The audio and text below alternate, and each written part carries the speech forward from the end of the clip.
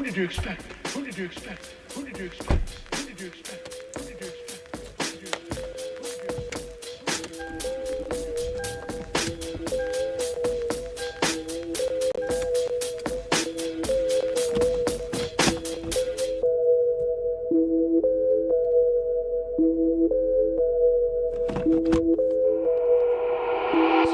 Welcome to the east side. We don't wait for doors of opportunity, we just wait on when we gotta kick them in. Decatur, Georgia, or a den of thieves. Hidden leaves just to feed the village. Hidden leaves make them feel like ninjas.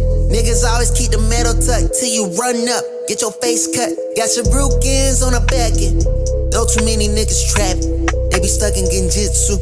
They see the world from a different view. Shadow clones cause they silhouettes. Hard to point out when they robbing you. You never know what be inside of you. You never know who you be talking to. Till it's 2 a.m. on the east side. Black as shadows in the nighttime. They don't wait on nothing but the right time. He ain't come around the corner. Shots fired, that's a nigga down. Sad, but this is normal around this town. I've been crying for my niggas found. I've been praying for my niggas down. Always looking for some progress. Try a nigga, he gon' regress. Locked and loaded that nigga ready. Turn your brains into red spaghetti. I be looking for God here. Hopefully see that I'm trying here. Save my niggas cause they really lost. Tell that my niggas before you write them off. They say, Vic, don't you move on that side, boy. Both the crime rate and junkies stay high, boy. Scary niggas, they ain't see my vision and they see it, they want in the convoy. Stop by the corner store, know that it's kissing there. Let them watch windows, punk gas for a bag of chip shot with the water. But no, they got size, I don't need no patchouli. I just want water. Star bitch with my brothers like Pops and Earl. We gon' turn Keller Road right into a Melrose. I might turn Wesley Chop to a motherfucking church. And they got them my people and teach them their worth. I don't need no appraiser, I'm knowing the worth of my property. They just don't stop the cap, always a lot in the world. And I'm winning it all that construction on this side. I'm taking my time, now it's 2 a.m. on the east side. Up as fuck, no I'm writing rhymes. Late night, now the early morning like an alchemist. I'm turning into something. Shots fired, that's your nigga down. Sad, but it's normal around this town. Cause I'm calling, say you beat the charge. He can't wait to come back around. Other cousin calling, y'all must out. Say he heard prices went back up. I confirm they gassed up. Told him chill, though, cause we next up. People be looking for God here. My job is to teach them looking themselves. Say my niggas cause they really lost. Spitting for the ones they breaking off.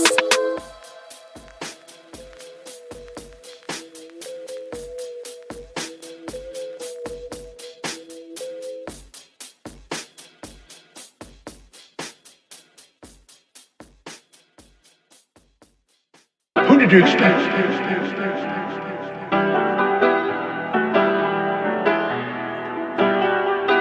Biggest the what? Biggest the what? Biggest the what?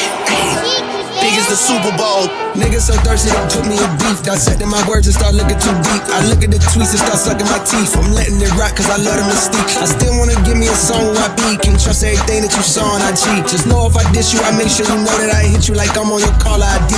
I'm naming the album to fall off. It's pretty ironic cause it ain't no fall off for me. Still in this bitch getting bigger. They waiting on the kid to come drop like a father to be. Love when they argue the hardest MC. Is it K-Dot, is it Aubrey or me? We the big three like we started the league. But right now I feel like Muhammad Ali. Yeah, Muhammad Ali, the one that they call when they shit ain't connected no more. Feel like I got a job in IT. Rhyming with me is the biggest mistake. The Spider-Man meme is me looking at Drake. It's like we recruited your homies to be demon deacons. We got them attending your wake. Hey, how the gang got away from the bars, man, this shit like a prison escape. Everybody stepping, we're fucking, and everybody breakfast, and I'm about to clear up my plate. When I show up, it's motion picture, blockbuster. The goat with the golden pen, the top toucher, the spot rusher. Spray this whole shit up, the crop duster. Not Russia, but apply pressure to your cranium. Cold's automatic when aiming with the boy in the status of stadium.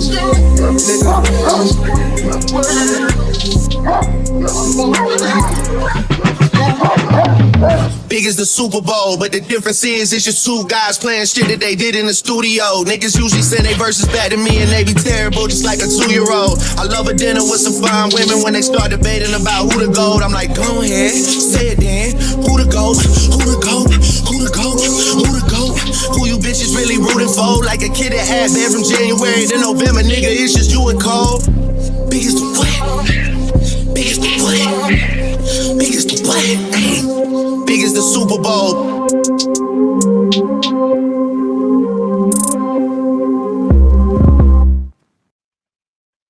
Hey guys, how y'all guys doing? It is Thursday night, and you know Thursday night mean that it's the The Man Williams takeover over here on the Aaron O Show. We just want to definitely say thank you guys for actually coming over. But what we got to do before we even get this thing started off correctly, we got to give a shout out to Ms. Lauren Matt for being the sponsor of the last show. We definitely appreciate you definitely coming and just supporting the platform. So thank you, Lauren Matt. Guess what? Aaron will be here really shortly as we get ready to get started. I want to say that tonight, I think it's going to be a very interesting night. It's going to be just different from what y'all guys have been seeing in this space. So we definitely going to be able to have some fun. So you know what Aaron is, he making his noodles right now. He getting his noodles ready. He's getting his water with it, but this definitely gonna be a good night. How y'all guys doing in the chat? I see looking right here in the chat, we got some people definitely here in the chat. Hey, Misty Blue, we appreciate you checking in. Thank you for coming by. Hey, Cool Gamer, appreciate you stopping by, being over here. We're the first person to actually come in on this video before we get started. Time is priceless. Shout out to you, brother, always coming over here, actually supporting the Aaron O. So I already gave a shout out to Missy Blue. We appreciate you coming over and definitely giving those things. Peter the Investor. What's up, Peter the Investor? We appreciate you coming by and always showing us some love, especially on Thursday night. I definitely appreciate it. I don't know if you're here for Aaron. I don't know if you're here for me. But you know one thing I know? You're always here on Thursday night. So Peter Investor said he's going to start by investing in his black brothers. Me and Aaron O with the $5 sticker. Appreciate you definitely for doing it. DJ The Truth. What's up, DJ The Truth? Appreciate you stopping by for the The Man Williams takeover. Hey, Aaron, I know you might have a busy day. How's your day doing, my brother? Oh, man, it's been a day. I might have to retire sooner than I expected. So, you know, I was expecting like 67 was the target date for retirement. I'm thinking now probably be like 59, 58 and a half. Nah, I got you. I always used to tell myself that I wanted to retire before 40. I actually don't think retirement is in my future. I think retirement is for people who got jobs. Business owners really don't retire, you know. Get all that. On my next show, I got a response for that statement. I'm tired of hearing that statement. It ain't funny. You know what? Nope, I'm going to hold it. I'm gonna let it slide. What up, speak your mind. I want you to speak your mind. Speak your mind. Over here on the The Man takeover, Aaron O got the right to speak his mind on his own channel. But no, I tried it. I know this sounds crazy because I'm only 33 years. I turned 33 this month. That's crazy. Not even 33 yet. But I tried it. I literally said, hey, I walked away. I had got myself in a situation where I can walk away and do nothing for 2 years. I traveled the world. I did a whole bunch of different things. And you know what I found out, Aaron? I was bored out of my mind. And the one thing I told myself, if I do ever retire, I want to make sure that I retire with 20 to 30 people. I think if I had like people to play golf with, I had people to do other things with, it might would have been better. But every time I hit up one of my friends, I'm like, hey, bro, let's go play golf. Let's do this. Let's do that. You know what happened? They said they had to work. They had to run their business. They had to go do something in that nature. And so I was just really bored. I was bored. I couldn't do it. In my mind, I'm thinking, first of all, I've evolved past this, but at the time, you run from being poor. We use poverty because it sounds better, but most Americans are not impoverished. We don't care what nobody say. Like the real poverty. But for the sake of the conversation, what we deem poverty, we run from it. You know what I mean? So could you imagine you stack up money? You're like, man, I can sit back for about 3, 4, 5 years on this couch. But your account going to be depleting every time. Yeah, I don't know. I think that triggers people when they like, man, I got 200,000. Now that'll get most people more than about 2, 3 years. But I'm just saying, and they end it, paying it off, but they ain't got to work, and it's just depleting, and they're not spending time on increased. It messed with people's minds, man. So well, I see, and that was the crazy part because I told myself when I did retire, I was going to live off the interest. right? So say for example, if I had $30,000 in interest, that was the budget for the year. So I never really thought about losing money. It was just kind of sustaining what I had. But it's boring. You know, a lot of people don't understand that if you are the only one retired in your friend group, you will be bored. You have nothing to do. And you know what? TV is just not for me. I'm not the type of person that just want to sit around and watch TV. That's just not what it is. Bro, I could go my ahead. TV, 65-inch TV I bought, is still in the box. I like I'm not even kidding. People think I'm like, it's literally still in the box. So whoever was watching my show, I was like, yeah, I'm gonna take it. It's sitting in the box. Yeah, It so hasn't like even moved, bro. I have a man cave, right? So down here in my man cave, I have a brand new TV I might have bought 1 year. We might have turned on 10 times.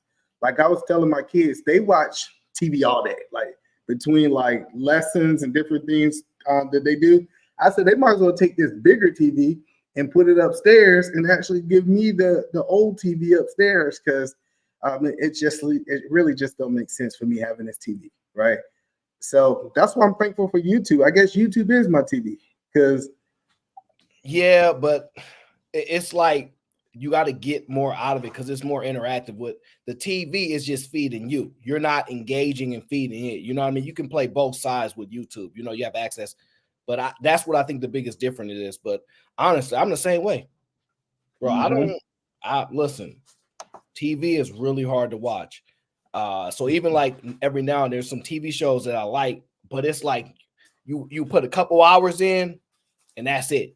Everybody else be like crazy. So I know exactly what you mean. I think that's why it's important for you to make sure the people around you getting some money too. I ain't gonna say they're gonna get as much money as you because they're not gonna be as driven, but you need to make sure people rise with you, right? Because that's what I've noticed a lot of people do. They're surrounded when people say your 5 friends are your, that's because you bringing those 5 with you. So it's a lot easier for you to get more ideas when you're inspiring people to do things. And when they see you bringing them up, they don't want to be relying on you too much longer. Ain't nothing wrong with nobody needing your support. I got you. But at some point, they're going to be like, yeah, I got to make sure I bring something to the table. They might, hey, E, I got this. I'm doing this. And you're like, oh, I wasn't even thinking about that. Now that bring another view coming in. So you need to bring people with you instead of them just watching you. And I think that's what people fail. And that's what I think they miss out on. That makes sense. So I know you at one point in time, you said you was really big in sport. You don't really watch sports anymore, do you? No. So I used to watch everything, study all the stats, read the newspaper, and listen, even baseball, all the major sports. Like I used to be really deep into it. I had one day it clicked. I said, man, these people make $700 million. No. They making too much money, and I'm expending way too much of my energy and time in learning pointless stats, things like this. That at a time now I probably could monetize because I probably could put a sports show together and things like that and make it creative. But that time when I had my awakening, no, it wasn't the time for that. But in a short amount of 2-3 years, a shift is so crazy now. Same thing with video gaming. Like, you was young, you was gaming. That's how I used to pay my cell phone bill back in the day. But now it's like gaming can really change your life. So it's just like, man, born at the right time and being prepared for opportunity. But I don't follow sports like that. So that's why when they was laughing, I watch my team, but mainly in the playoffs. I don't really watch a lot of regular season games like that no more. So if it's not playoffs, I'm not really watching. Yeah.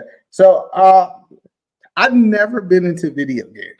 I know that sounds crazy. Like, even though my best friend growing up, it just wasn't my thing. And maybe because I was never in the house. Like, that was punishment. Like, you gave me a whooping, I could recover from that. But if you told me I couldn't go outside, that was a problem. That was definitely a problem. So I think a lot of people know this one baseball guy because I think he's like one of the best Japanese. I know he's one of the best Japanese players. But let me ask you this question. Do you know a person named, and I'm from Georgia, so I'm pretty sure I'm pronouncing it wrong, Shun Hee? Hell no. All right. Shun Hee is a Japanese baseball player that's actually in California. He plays for the Angels. Nope. Never heard of it. Baseball. The one thing I like about baseball is their collective bargaining agreement and their bylaws is the best in sports. You get every single penny. You pretty much don't have no salary cap. You can sign $500 million contracts, $1 billion contracts, all these things. So I think they have like the best support for their players in any sport, right? As far as the major ones, right? But they have to evolve their sport to speed it up, right? Because the consumers think it's too slow. And I think you have to continuously evolve. 10 years, 700 million. Yeah, I don't know nothing about it. I seen somebody got a deal, but I don't know much about it. But yeah. So he just signed a 10-year deal, $700 million. And I know a lot of people get caught up on the $700 million. What I did is I wanted to go look into this contract because I guess I like contracts. That's what somebody said. And I was curious to see how he structured this deal. Because I can get $700 million. We can rotate it however we want. But I'm going to play this video for you, Aaron. I want you to tell me, what do you think about how he structured this actual contract? Let's play this real quick before we get into our main topic tonight, okay? Ohtani may have found a loophole to avoid paying California nearly $100 million in state income tax. So Ohtani's 10-year, $700 million deal with the Dodgers is unlike anything we've ever seen before. Instead of making $70 million every season for the next decade, Shohei will actually only be making $2 million. All right, so from 2025 to 2033, he's going to be making $2 million a year. So for 10 years of his salary, he's going to be making $2 million a year. So the question before we dive a little bit deeper into this conversation, why do you think that he would only want to make $2 million over the next 10 years if he's getting $70 million? First thing comes to my mind is that he got other money coming in through sponsorships and things like that, right? So, and then I'm not really sure. I think Anton kind of covered it, but I didn't watch the whole show. But I know he spoke a little bit about it. So I don't know. First thing comes to mind is sponsorship. Second thing comes to mind is tax deferral, right? He trying not to pay that much money on those taxes immediately. Now, I don't know what's written into the contract or if the payout is about where he currently is at that time. So like, even though he signed the contract in California, I'm assuming, I don't know where it's at, but can he, when he does get paid, right, at that 10th or 11th year, is it based upon where he is currently located in that state or whatnot? Because I would think about how to defer those taxes and see if I can get paid in a different state for that money. So it's interesting you said that, right? So first thing is I want to go point by point what you said. He do have other endorsements. He got endorsements upwardly of $50 million. Damn, right. Okay. So he do have other endorsements. So what he did is he actually found a tax loophole, right? A tax loophole says if he actually defer it for 10 years to be exactly, wherever he's staying after those 10 years, those are going to be the years that he had to pay taxes based on his location. So do you think that it might be just a possibility that he say, my contract with the Dodgers is 10 years, I'm going to play for the next 10 years, and then after I finish playing baseball, I'm going to relocate back to my original country. I'm going to go to Japan, and I don't have to pay any taxes if I am not a resident of the United States. I think he's going to take a place where he doesn't have to pay almost no taxes. Whatever the best place is conducive for his tax, I don't think he's going back home. I generally don't think the people that come to the States really want to go back a lot of the times. They don't seem to want to be. And a lot of things can happen in the next 10 years. Him getting married. I don't know if he's married, more children, where his kids are in school at, all those things. It matters. So I'm not sure. I don't think he want to go back home, though. I know it's one place he ain't going to be staying. One place he ain't gonna be staying in 10 years is He's California. not gonna be in California. That's a I fact. can guarantee you that. That's a fact. He's not gonna be in California. And shout out to my bro Spence. He said we need to add 5 more members to the Gang.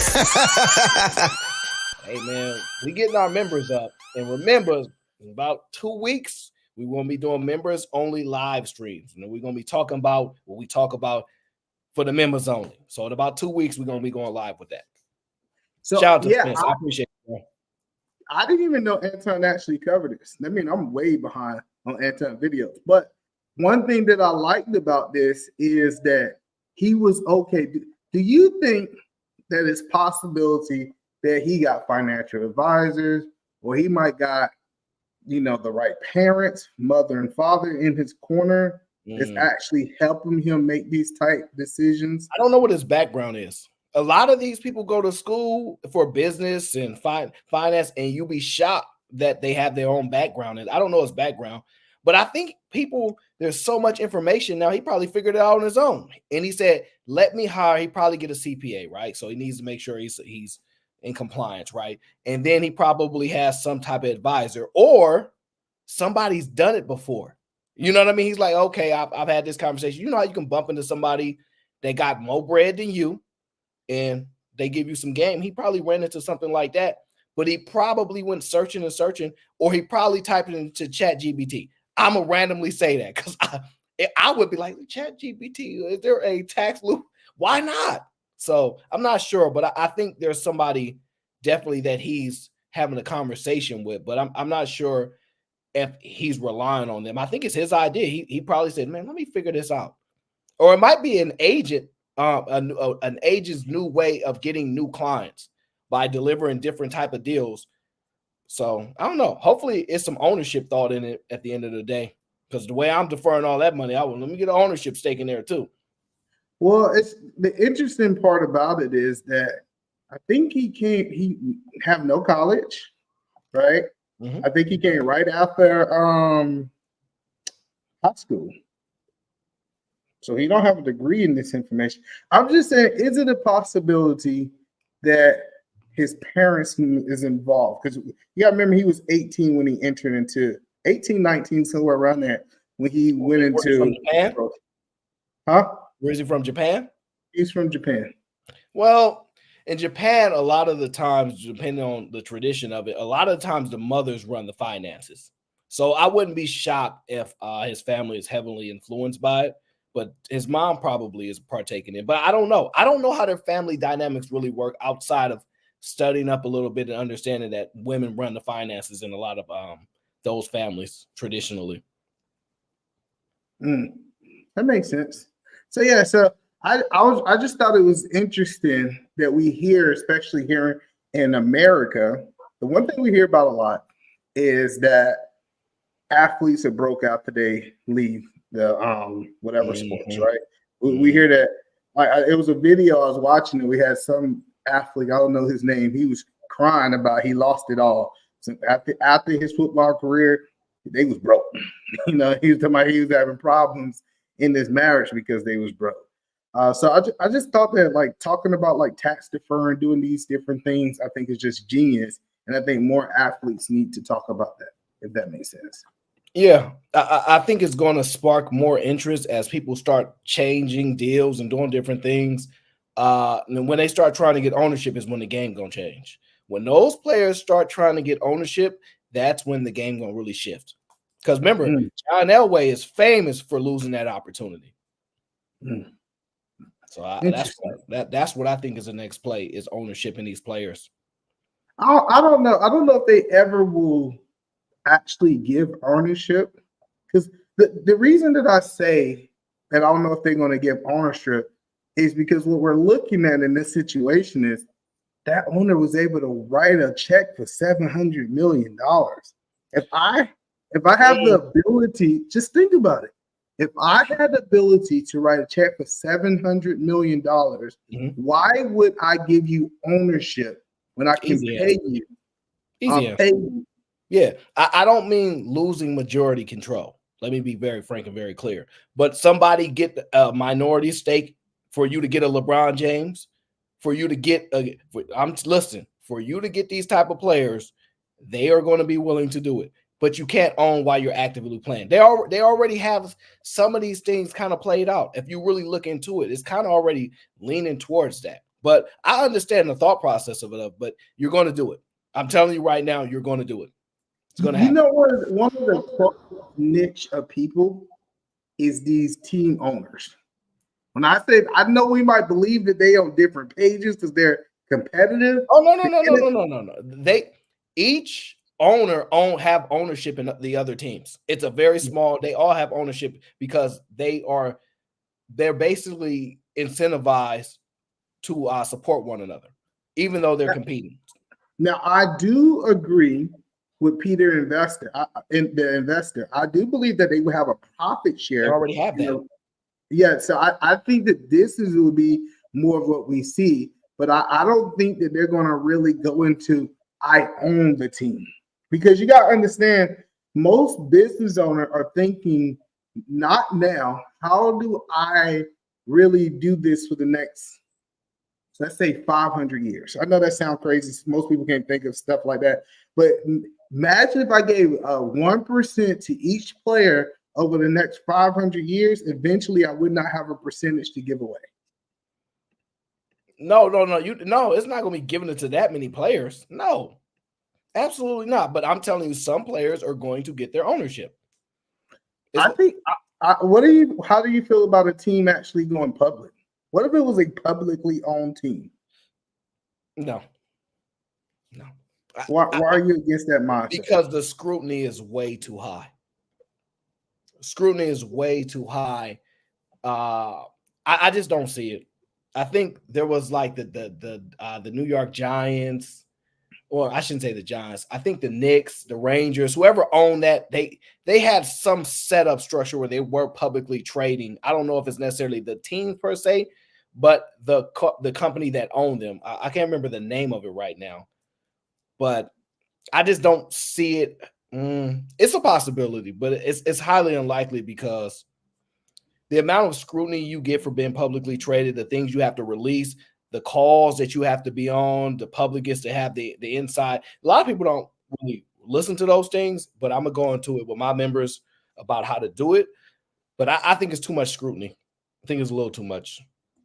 Shout out to my guy Red Pill. Appreciate you for coming over here to the Etherman Williams show. When I was putting this show together, I said if there's anybody other than Aaron O, obviously, that I wanted to have this conversation today with was you, Red Pill. So I'm happy that you heard the call and you came. Matter of fact, I think this might be your favorite show. Yeah, I think of all the shows that I ever did, this might be your favorite show. That's the topic y'all was talking about. It's like, wow, this is actually something I would actually want to talk about outside of the other stuff. We can talk about the other stuff, but shit. I lived in Korea for 1.5 years. I know it's different from Japan, but I'm familiar with Asian culture, and they got a lot of discipline over there and a lot of foresight, and they don't think like we do often. We live in the right now. In America, it's hard for us to think past our nose. This guy has a plan. I don't know what his plan is, but it's no doubt he has a plan. He probably can live off endorsements for those 10 years. We don't know what kind of endorsements he got. We got several athletes in the, that to this day hadn't spent any of their NBA or NFL money. They had lived solely off endorsements, but hadn't spent any contract money. So he could be busting one of those moves where he know he famous, he know he popular, and he could have a humble lifestyle too, low overhead, to where he know I can do this for whatever reason and still be good off endorsements for those 10 years. And he's probably thinking about the end game, never working again ever, retirement, instead of like balling right now while I'm young and give me all my money and let's cash out type stuff. The reason that I love the 10-year, because if you really follow pitcher arms, that's usually what we see really before 10 years. But at 10 years, that's when the arm really started to go. So imagine when that's when I believe at that 10-year mark, the endorsements are going to slow down. It's going to be a new hipper, new younger, new person in baseball. and then that is when he's going to pick up, $78 million a year, and he cannot be playing. That's the great part about it. He can be retirement. And so let me tell Aaron, if I could get a deal like this, maybe I might consider retiring if I'm making $78 million over the next 15 years.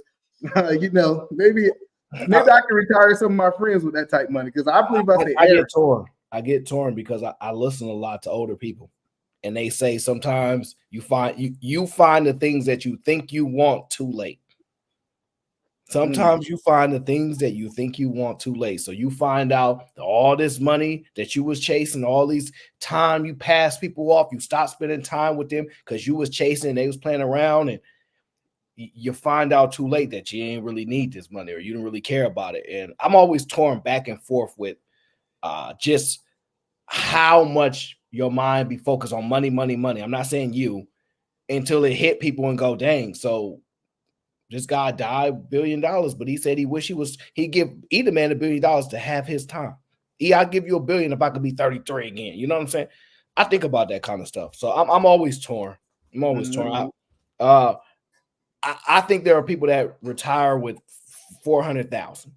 You know what I mean? And they just like, I don't care. I'm going to manage this, but I want the flexibility and freedom to live the rest of my life this way, even if it ain't more and more, because they wanted 20 or 30 years more earlier than later. So I'm always torn, to be honest with you. I've known people work 60 to 80 hours a week sometimes, grinding, truck drivers and stuff like that. But I was just be like, and they'll do it for months on end, but I'm like, how they like, I'm stacking up this bread, but I'm like, what are you doing with it? You're not living. You're existing, but you're not living. You're not enjoying none of this money. How long are you going to do this? I ain't saying spend it all and stuff, but I'm not going to work that hard and get that kind of money for the sake of having money. I have to do something with it. Just for mental health. Hold on, Red Pill. Let me shout out to Lauren, because Lauren is here. And Lauren, thank you. You were the sponsor of the last show. We appreciate you. Thank you, Miss Lauren, for not rubbing it in my face today. Okay, because last time she was having a ball. So we thank you for being here. So I believe in seasons. It was a season in my life that I put my head down, and it was just a blip. It was work. Mm-hmm. I think there's nothing wrong with putting your head down. I think it's a problem if you never pull your head up. Like you never see it, because I worked all the time. Like everybody know I was working 40 to 80 hours a week, really closer to 80, all the way up into the time I was 30 years old and I had my first child. That was like the eye opener. And then when I had my first child, I didn't go from 80 to 40. I started scaling back and making sure that I put systems in place where I could be able to be, because my biggest desire is to be recess dad. I want to be that one dad that show up at lunchtime and sit down and eat with my daughters. When everybody else at work at 11 o'clock, those are the things that I desire. So I had to do what I had to do in my 20s so that I could live that life in my 30s and my 40s and for the rest of my life. So I don't think there's nothing wrong with season, but if you 80 years old and you still grinding like that, I think that's crazy. 60 years old, 50 years old. 50, yeah. Well, but it sound good, but I studied guys like Charlie Munger and Warren Buffett, and they're the reason why I'm like, I can never retire, because the only way my brain can stay that sharp is I'm always constantly reading, always constantly working. You know what I'm saying? So then you 80 years old, your kids is out living their life. The one thing that mothers find out, and I'm gonna get to it on another show, is that the sons, they don't realize we got to go make our own impact on this world and figure it out without nobody, kind of looking over us, right? We can't be hoping that somebody gonna support us, and we ain't gonna call mom every day. The daughters will. I know girls that call their mom almost every day or every other day. They always talk to their moms. Sons can't do that. We got to go navigate this world, and it's something that they don't understand. So when you 80, your kid's not worried about you like that. So I think that's when you probably turn it up even more, as crazy as it sounds. So, but like I said, I got to figure that out. But I'm with you, E. I think you do kind of want to scale back a little bit. But whatever you lose, you gain in one area and you lose in another area. I'm just saying that's what it is. You got to be. You don't know if you're going to be happy with what you choose. I feel what you're saying, Aaron. When you get older, you do have the time, and you might want to turn it up. But at the same time, you can still retire, but still stay mentally active. You don't have to work. You can get hobbies and interests. You can do YouTube. You can write. You can blog. You can write. Oh, listen. You know, Everybody that I know worth millions and millions. They turn every hobby they have into a business. Their mind is wired that way. So there is really no. That's why I study people. I'm like, there's no quitting. There's no retire. Like it just doesn't. Because if I try something, all right, I'm gonna be like, either man, we can turn this into a business. Like your mind is wired that way, and there's no way you can turn it off. So maybe you're right. We could see. There's nothing wrong with that. Like I said, write a novel. You can sell it. But you don't have to work, you know, like that. But, you know, write a novel, write a biography, write a self-help book, do a self-help bettering financial YouTube channel. You don't have to work till you die. You can hobby work after a while. I don't know. Leisure work. People start to depend on you more when you make yourself more accessible and you start to build relationships with people. They start to depend on you. And now you got to work overtime just to try to help them get to another place. Well, I think it's a tough cycle. Well, what I would say is that I do believe retirement, I'm going to stand on this statement. Matter of fact, I'm pointing it down. Retirement are for people with jobs, not entrepreneurs. So I believe, yes, if I work for someone else, retirement should be in my future. But if I work for myself, retirement may not be an option. Right. That's just an arrogant way of thinking. Whether you're an entrepreneur or you work for somebody else, we all work for somebody. Cool. I get it. I work for my customers. Yeah, you're right. 100%. I get that. But I'm saying retirement was something created for people with jobs. All right, cool. But I want to ask y'all guys a question. I hear in this space a lot, and I hope I really open your eyes to what I'm about to say. Right. So I hear in this space that court is really catered to women. Do you believe that court is majority catered to women in 2023? No. And when you offer a blanket statement like that, the answer is no. And if you're going to give me a more specific thing to respond to, you might get a different answer. Cool. So Red Pill, what do you think? Do you believe that court is more catered to women or men? Yeah, you got to fine tune it a little bit. Like I think okay. So say for example, if we're in court, let's go a little deeper.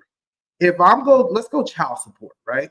If we're dealing with child support and child support issues, do you guys believe that it's going to be more catered to the women or the actual men?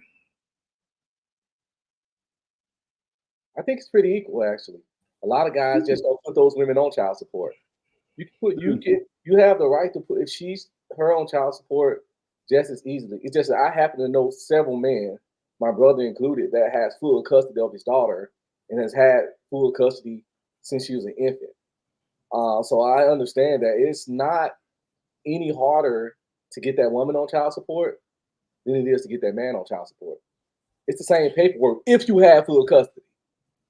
Yeah, but I think there are social factors that play parts of it, right? It may not be specific to the court, but there are social mechanisms in place in which it affects people's ability to do certain things. Like certain men, like Red Pill's not going to put most guys not going to put a woman on child support. Most guys not. It just don't sound like a man thing to do and an honorable thing to do. Forget the right or wrong. It's a social conditioning aspect of it, right? And then by default, the moms are typically the ones in possession of the kid because they typically pick a man with a job. Like if you telling me she picked me, listen, and she making way more money than me, and I ain't got no job. Oh, this is why women don't put themselves in those positions. So I think it's still the courts ultimately reward women because of social conditioning and the court's impact. I think if it was just on a basis of right, wrong, and then in court, you could argue there's some equality to it, but because of the social environment, I think that's what leads into those outcomes. Aaron, I'm sorry. So I want to play a video for you guys of kind of what's going on in court today, right? I want y'all guys to give me your honest feedback on what I'm going to share with you guys. Y'all guys can see that, right? Nope. Yes. Yeah, we can see it. Cool. All right, cool. Let's play this video real quick, and I want y'all guys to tell me what you guys honestly think about this. Opportunity or does have the right to take the child, pick up the child, and be involved in the schooling. He would have that right anyway pursuant to MCL 722.30. First of all, can y'all guys hear that, or is it really low? It's a little low. I have to kind of focus to hear it. Give me 1 second. Ma'am, don't shake your head unless you know. Is that better? Yeah. But the fact is that he does have opportunity or does have the right to take the child, pick up the child, and be involved in the schooling. He would have that right anyway pursuant to MCL 722.30. Yes. Ma'am, don't shake your head unless you know the law. All right, so first of all, let me explain what happened because I didn't know the video was this low. If you have 50-50 custody, this is called joint custody, do you believe that someone actually have the right to be able to take custody away from you? If we are awarded 50-50 custody, do someone have the right to take it away from you, your custody? No. Just such a vague question. The courts have the right to take it away. Do the other parent? You would have to violate some kind of way. I would say no. The other parent don't have authority to do so. No. Yes. The most recent motion, the plaintiff had contained in paragraph 17 of the motion various texts from you, in fact, demonstrate or showing that you do not have the intent to comply with the court orders in this matter. I did return Bella for visitations with her father until she was abused by her father physically. She came home with cuts to her mouth that were confirmed by her pediatrician, and then that is when I stopped. Okay. It's my understanding from reading the motion that the CPS was involved and they did not substantiate. Is that correct? They were at the doctor's office when the doctor showed them and confirmed to them the cuts on our daughter's lips. However, whether they followed their protocol for child abuse or not, I'm not exactly sure. Okay, well, I can only assume, I don't know, but I assume that they followed their protocol as they're required to do. Well, I guess the main point is, are you in fact refusing to turn the child over to the plaintiff? Well, as of right now, yes. The plaintiff, Mr. Back, has pled guilty to domestic violence, which occurred. Do you believe his previous conviction should weigh with whether he have the right to see his child or not? Nope. Yes, but not for her determination. Yes, that's why I said no. She can bring her apprehension to the courts and go, I don't feel comfortable. I need a court ruling. Fred, what up? But her just to say that, I mean, that sounds a little crazy. I don't think she should have that authority, but I really don't know just how much power parents actually have. I really don't know. I know they got a lot of provisions, but she's wrong.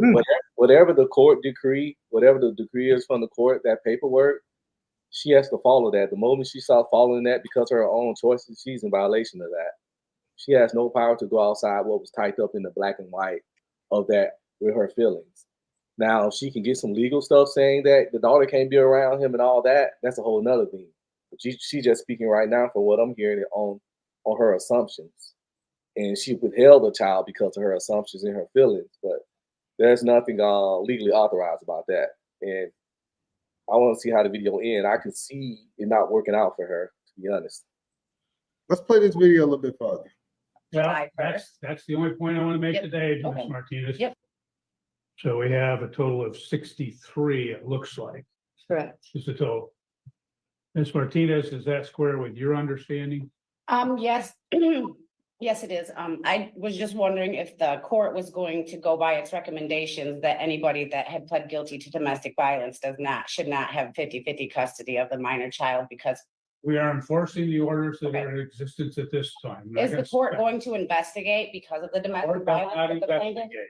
Oh, Other the agencies, FOC handbook said it. does. other agencies investigate. CPS investigates. The police investigate.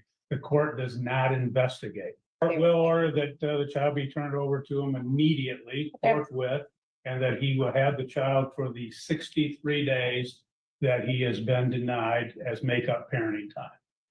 As a result of your failing to turn over, as this court has ordered, the court is going to remand you to the Calhoun County Sheriff, Okay, where you will remain incarcerated until such time as the child is turned over to the plaintiff. So okay, you can go with the deputy. I'll have the deputy take you. He can take you go, to the fella. holding tank. And then we'll see that you're going to have to make your phone call and make sure that whoever, where the child is, that the child is turned over. But at this point, you will remain incarcerated until such time as the child is. So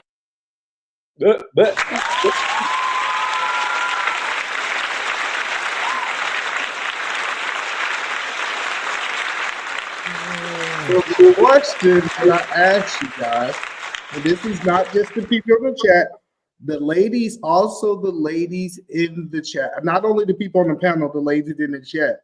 Do you believe that that judge was out of line with his ruling? Well, I just want to let you know, Beans is in the back. He said he'll come on the show if you'll answer his question. I don't know what the hell he wants to ask you. Just saying. Well, the judge. no, I ain't answering no questions tonight. I'm just joking. I ain't see it in the back. Cool. So I would answer your question, Beans. But if I answer your question, it has to be later on in the show. So, Beans, is that something that you cool with? Can you put it to the side for a second, or you need your question answered right now? No, that's what I meant. That's why I said I was. That's why I said I was gonna wait. Yeah, perfect. Yeah, I answer your questions later. No problem. I'll make sure you save enough time so Beans Hey, having him on the screen like this. This is embarrassing. My bad. Hold on, let me fix that. Yeah, okay, that's better. So yeah, Okay, so I'm gonna make sure that I put a special time for Q&A just for Beans. Okay. How much time you need, Beans? I mean, it should take us a few minutes because I really wanted you to come to my show Sunday, but so we could talk about the topic. But I'm pretty sure you're gonna be busy. That's why I just want to ask you the question now, and then I will use the video on the show as your point of reference. It depends on what time. You know, I am a church-going faithful. I know. Church-going man. I know. Let me know the time, but I can swing. But I like going over there. I like going over there. Beans actually have the best behavior on his own show. When he come to everybody else's show, he actually loses it. But for some reason, over there, he's definitely doing. That's not the case. The case is it depends on what the conversation. If it's a really good conversation, it hurts his soul to watch somebody mess it up. So the question that I want to ask you is, I asked Beans, do you believe that that judge was out of line by locking that woman up? Nah, but yeah. And the reason why I say nah, but yeah, is because I think I know why he did it. And I think the reason why he did it is because he believed, and this is me presuming, but I think it's because he believed that if he would have allowed her to leave, that she wouldn't have turned the child over. So to make sure that you're going to turn the child over, you're going to sit in jail until it's done. So once it's done, then you can go home, right? So I think that's why he did it. Is that kind of unfair? Maybe. But you know, at this point, like I said yesterday, it's time, man. No matter how we feel about it, how it may make us feel weak or less of a man, all this other stuff, because we use the means at our disposal to hold women accountable. Obviously, we can't do it. So, I mean, they use the means at their disposal to hold us accountable, which is usually the state, the police, and all this other stuff. So it's time for us to do it too. So, I mean, I can't be mad at them. I think what happened was, if you look, I've been to some courtrooms before, right? And what I've noticed is there's a respect is very important there. Very, very important.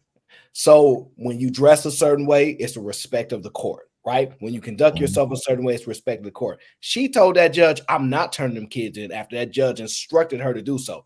He felt you disrespected the courts. That's why he then said, okay, well, you want to do I'm going to show you how this actually works. They have their own ego. It's not full-blown like egotistical type of thing, but it's very important that it is a respected environment and you're going to respect these courts. It's part of the people that stand up there, and the judges don't play. And I think when she told him, I'm not turning no child in after he instructed her to do so, it was all over after that. You don't talk to a judge like that. She fucked around and found out. Yep. I think that judge handled it perfectly. I wish more judges was like that. I was in the military as a lieutenant. This is a short story. He wanted his kid. He was a lieutenant in the Army. He was married to a school teacher. The woman that had his kid took her to court. They gave this woman a year to get a job. She didn't have a job. She had to get a job, an apartment, and a car. And they would come back and revisit it in a year. That's not a big thing for an adult to get a fucking car, an apartment, and a job. Something she should have had anyway. They gave her a full year to do that.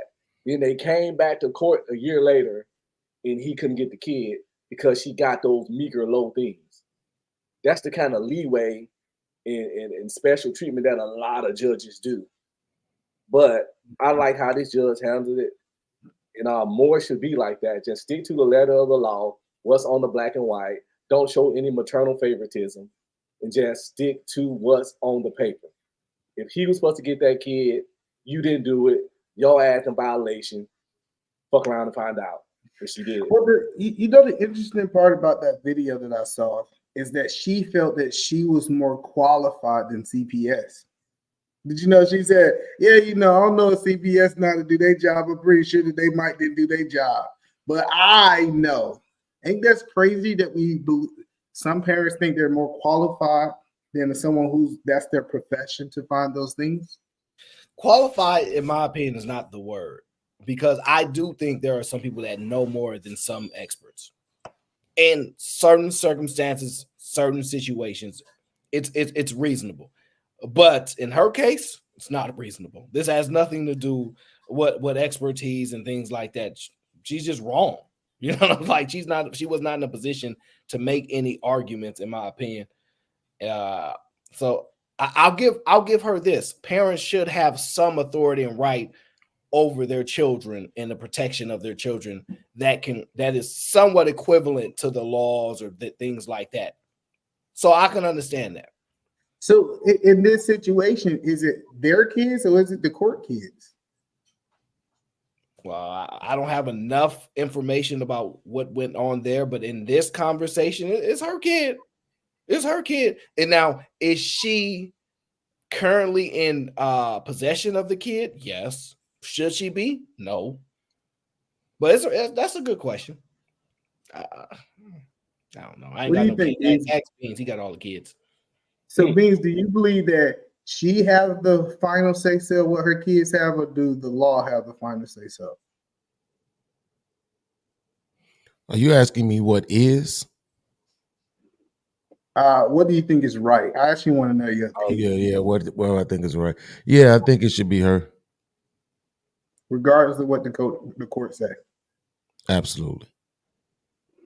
Do you feel that same sentiment for the father side too? Absolutely. So in that situation, who do you believe should have the right to overrule the other, the father or the mother, if you had to choose? Well, you're asking me for that specific situation, so I'm working with limited information, but it seems in this particular case, I would definitely side with the father because she was being, irrational. She was being too egotistical. Everything about that sounded like she was just being a control freak. You see what I'm saying? His domestic violence case don't have anything to do with that. None of that don't matter, right? I mean, my judge used my cases against me. So I know what that feels like. So absolutely I'm on his side. But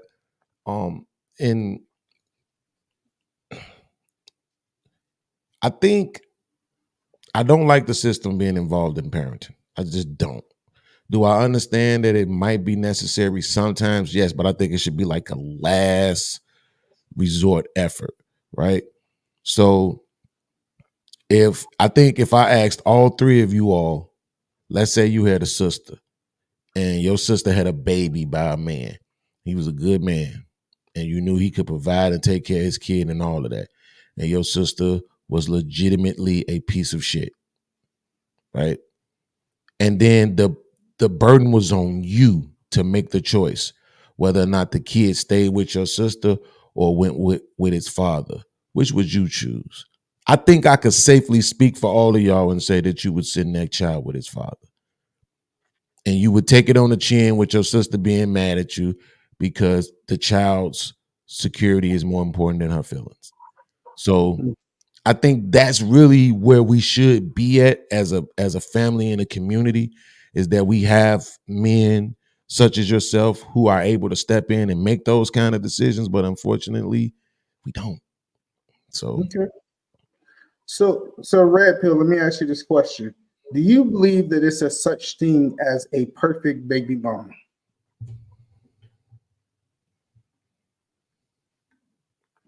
Yes. It's called a wife.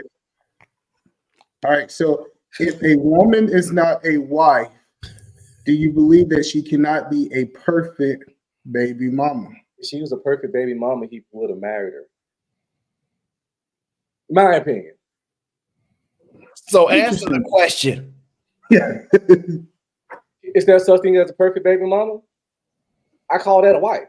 Oh my Lord. He just said she ain't his wife. No, it's not a perfect baby mama. No. She would be a wife if she was. But y'all understand what I was saying. You got the gist of it. Lord. Cool. Shout out to Security Boss coming over to the Edelman Williams takeover. Thank you, Security Boss, for coming over. Make sure y'all go over and subscribe to her channel. Matter of fact, I was watching. I do a lot of ghost watching over there. I was watching your show today, and I don't know if I was ghost watching. I was going to say, you were a ghost. I saw you. One time, I did comment one time. But one thing I want to say is that I kind of love the mindset and the actual thought process that she have when she developed her shows. So I want to say that's a great show. And you have many, many great shows like that. Appreciate you coming over to the Edelman Williams Thursday night takeover on the Aaron O Show. Thank you so much. Hey, everybody. Hey, little podcast. Where you go? Oh, there you go. How you doing? All right. Good. Mr. Red Pill. I think I see that right. The Red Pill. How are you, sir? It's the Red Pill Ranger. Aaron O. How are you? Edelman, can I borrow your show for just a half a second? Just to say hello and to catch everybody up on something. Aaron O, I want you to read your messages in a little bit. Okay. I got something for you. I don't want to announce it right now, but I got something for you. Okay, I got you.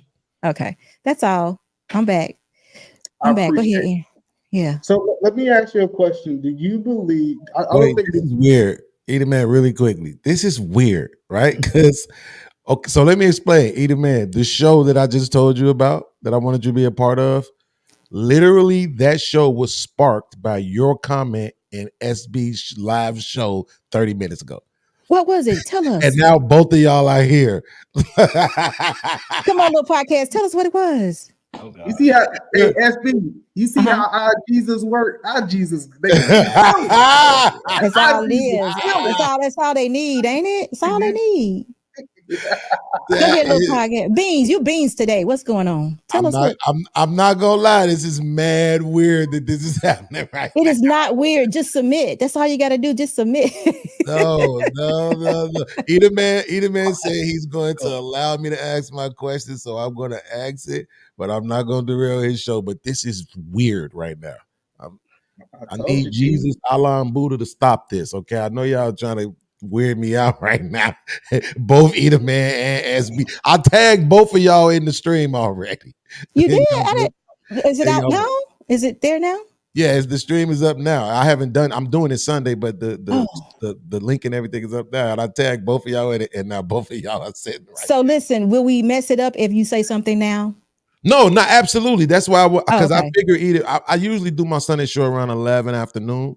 Okay. And I figured either man would be in church around that time, right? So that's why I wanted to ask him the questions here and then just use the video as references. So if you're here too, if you can't make it, that like I'm not giving this to God though. Y'all not gonna make me do it. I'm not gonna. Well, you don't have to. He's already here. You don't have to give him anything.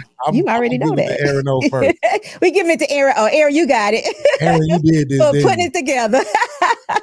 That's right. We'll give it to Aaron. So let me ask you this question: is it security boss? Let me ask security boss. Okay. Is it a such thing? Is it a possibility for a woman to be a perfect baby mama? Perfect, no. Okay. Unless you're just doing a play on words, and if that, because I think some men may call their wives their baby mamas or something like that, just a play on words. But if you're talking about a single woman who has a child by a man that is not her husband, then I would say not perfect, but she can do very well at the job. She can do very well. Very well. Aaron, do you believe that it's a such thing as a perfect baby mother? I think I've seen that clip that you making around. Not the one. I got clips on clips on clips on clips. And I seen a woman say, "I'm a perfect baby mother," because I wouldn't. I'm gonna say that that's contingent upon through whose perspective. If you're asking podcast, I'm gonna use him because he just dominated the whole show. Because he got the devil thing in the playground. So if that's the case. If podcasts say, yeah, my baby mama is perfect, she do this, meet all the qualifications of my desires, the answer is yes. Yes. Okay. Because he would be the person that said it was perfect. So I like that, Aaron. Because podcasts talk about, man, I got the perfect baby, but that's how he talked. Like that would fit for him if he bad. Let me change it around a little bit. Do you think it's a such thing as the perfect wife? The virtuous woman, that would be her husband saying that she is the perfect wife. Yes, that would be for the man to make that call. So absolutely, if he thinks that his wife is perfect, then I'm with Aaron. Yeah. Okay. So you saying that it is a possibility to be the perfect baby mama if the baby daddy say. Absolutely. If he would be the person that is saying it. Yeah, we can't take that from him because that means she would be doing everything that he desires her to do in that position. All right, so what about you, Red Pill? Red Pill, have we got you to change your answer? Are you saying that you believe that it's the person? He ain't changing no answers. Go ahead. I just want to know what he at. I'm just trying to. I'm taking notes. I'm taking notes because I want to make sure I understand the flow of the show tonight. So Red Pill, it's a lovely word. So if podcast said it, I got the perfect baby mama. I don't have none of this drama. She's everything that I desire in a baby mama. Would you consider her perfect in podcast eyes? Perfect is a very loaded word, first of all. Perfect, because no one, I repeat, no one walking this planet at this time in 2023 is perfect. So the answer is no. I'm just gonna leave it at that. All right, cool. All right. I think that baby mothers can actually mature. I think that it's actually something that they can achieve if they put their mind to it. Mm-hmm. I don't think that your title, now I understand the covenant, but I don't think a title can stop you from being perfect for someone else. When we hear these statements that, hey, my wife is perfect for me, I believe that she's perfect. I believe that baby mamas and baby daddies can actually accomplish this. I want to play this video real quick. And I want you guys to truthfully and honestly tell me what y'all guys think. And I don't know if the video is real. I know some people say, oh, it's fake or it's real. But let me play this video because I truthfully and honestly want to see y'all honest feedback. Office to take my son's father off of child support because I felt like it was causing us turmoil in our co-parenting relationship. Why would I do that if it's causing us turmoil? Because child support causes you turmoil because it makes everything about the money. When you don't get your child support check, it's about the money. You get mad. Oh, well, he's not doing this. He's not doing that this week. Everything else don't matter. Everything else that he did, it doesn't matter. That's what it was doing to me in my mind. So for me as a mature woman now, taking my son's father off of child support is the best option for me. So she said the best option for her, don't worry, we're going to build this. Be patient, all right? So she said the best option for her is stop actually, doing what she think the world is saying do. She said it's now time for her to start doing what's best for them as parents, as their relationship. And she says that she's maturing. I know that you might want to say this woman perfect, and we haven't proved that yet. Do you believe that she's moving towards that destination of trying to become perfect as a parent? Yeah, she's saying it's messing up her mindset, is making her have bad thoughts of her child's father. So she has thoughts that if she removes that, then she would consider the things that he does right more so than receiving or not receiving a timely check. So what would you say? I see some people like Mrs. Smith in the chat. She says it's not for her. The child support is actually for the kids. Her mindset ain't got nothing to do with the money. What about the women who says she should just reduce the amount? She shouldn't do these things. What do y'all guys think about that? Racism. What did you say? What did you say? Hey, podcast, if you think that child support cares about the color of her skin, you're sadly mistaken. I think that we should applaud her for having the ability to identify an issue based upon her ability to recognize the man that she's dealing with, that this causes him issues. She's willing to adjust to that and do what's in the best interest going forward. And she's able to identify value outside of money, which is very hard for most women to do these days. Very hard. I don't think you're giving her enough. I don't think you're giving her enough credit. She didn't say. I don't remember hearing her say she was identifying his issues. It sounded like she said she was identifying her own. So what I thought I heard her say was that this thing is bothering me. It's making me see things and feel things and act a certain way. Like if the check ain't there, then I'm thinking about this and I'm not thinking about the other things he was doing. So we just highlighted a woman who was taking full accountability. And that's why the so-called women, because I don't see the chat, but the women who he might be referencing in the chat are having such a hard time dealing with it, because what they just witnessed is accountability. Pay attention.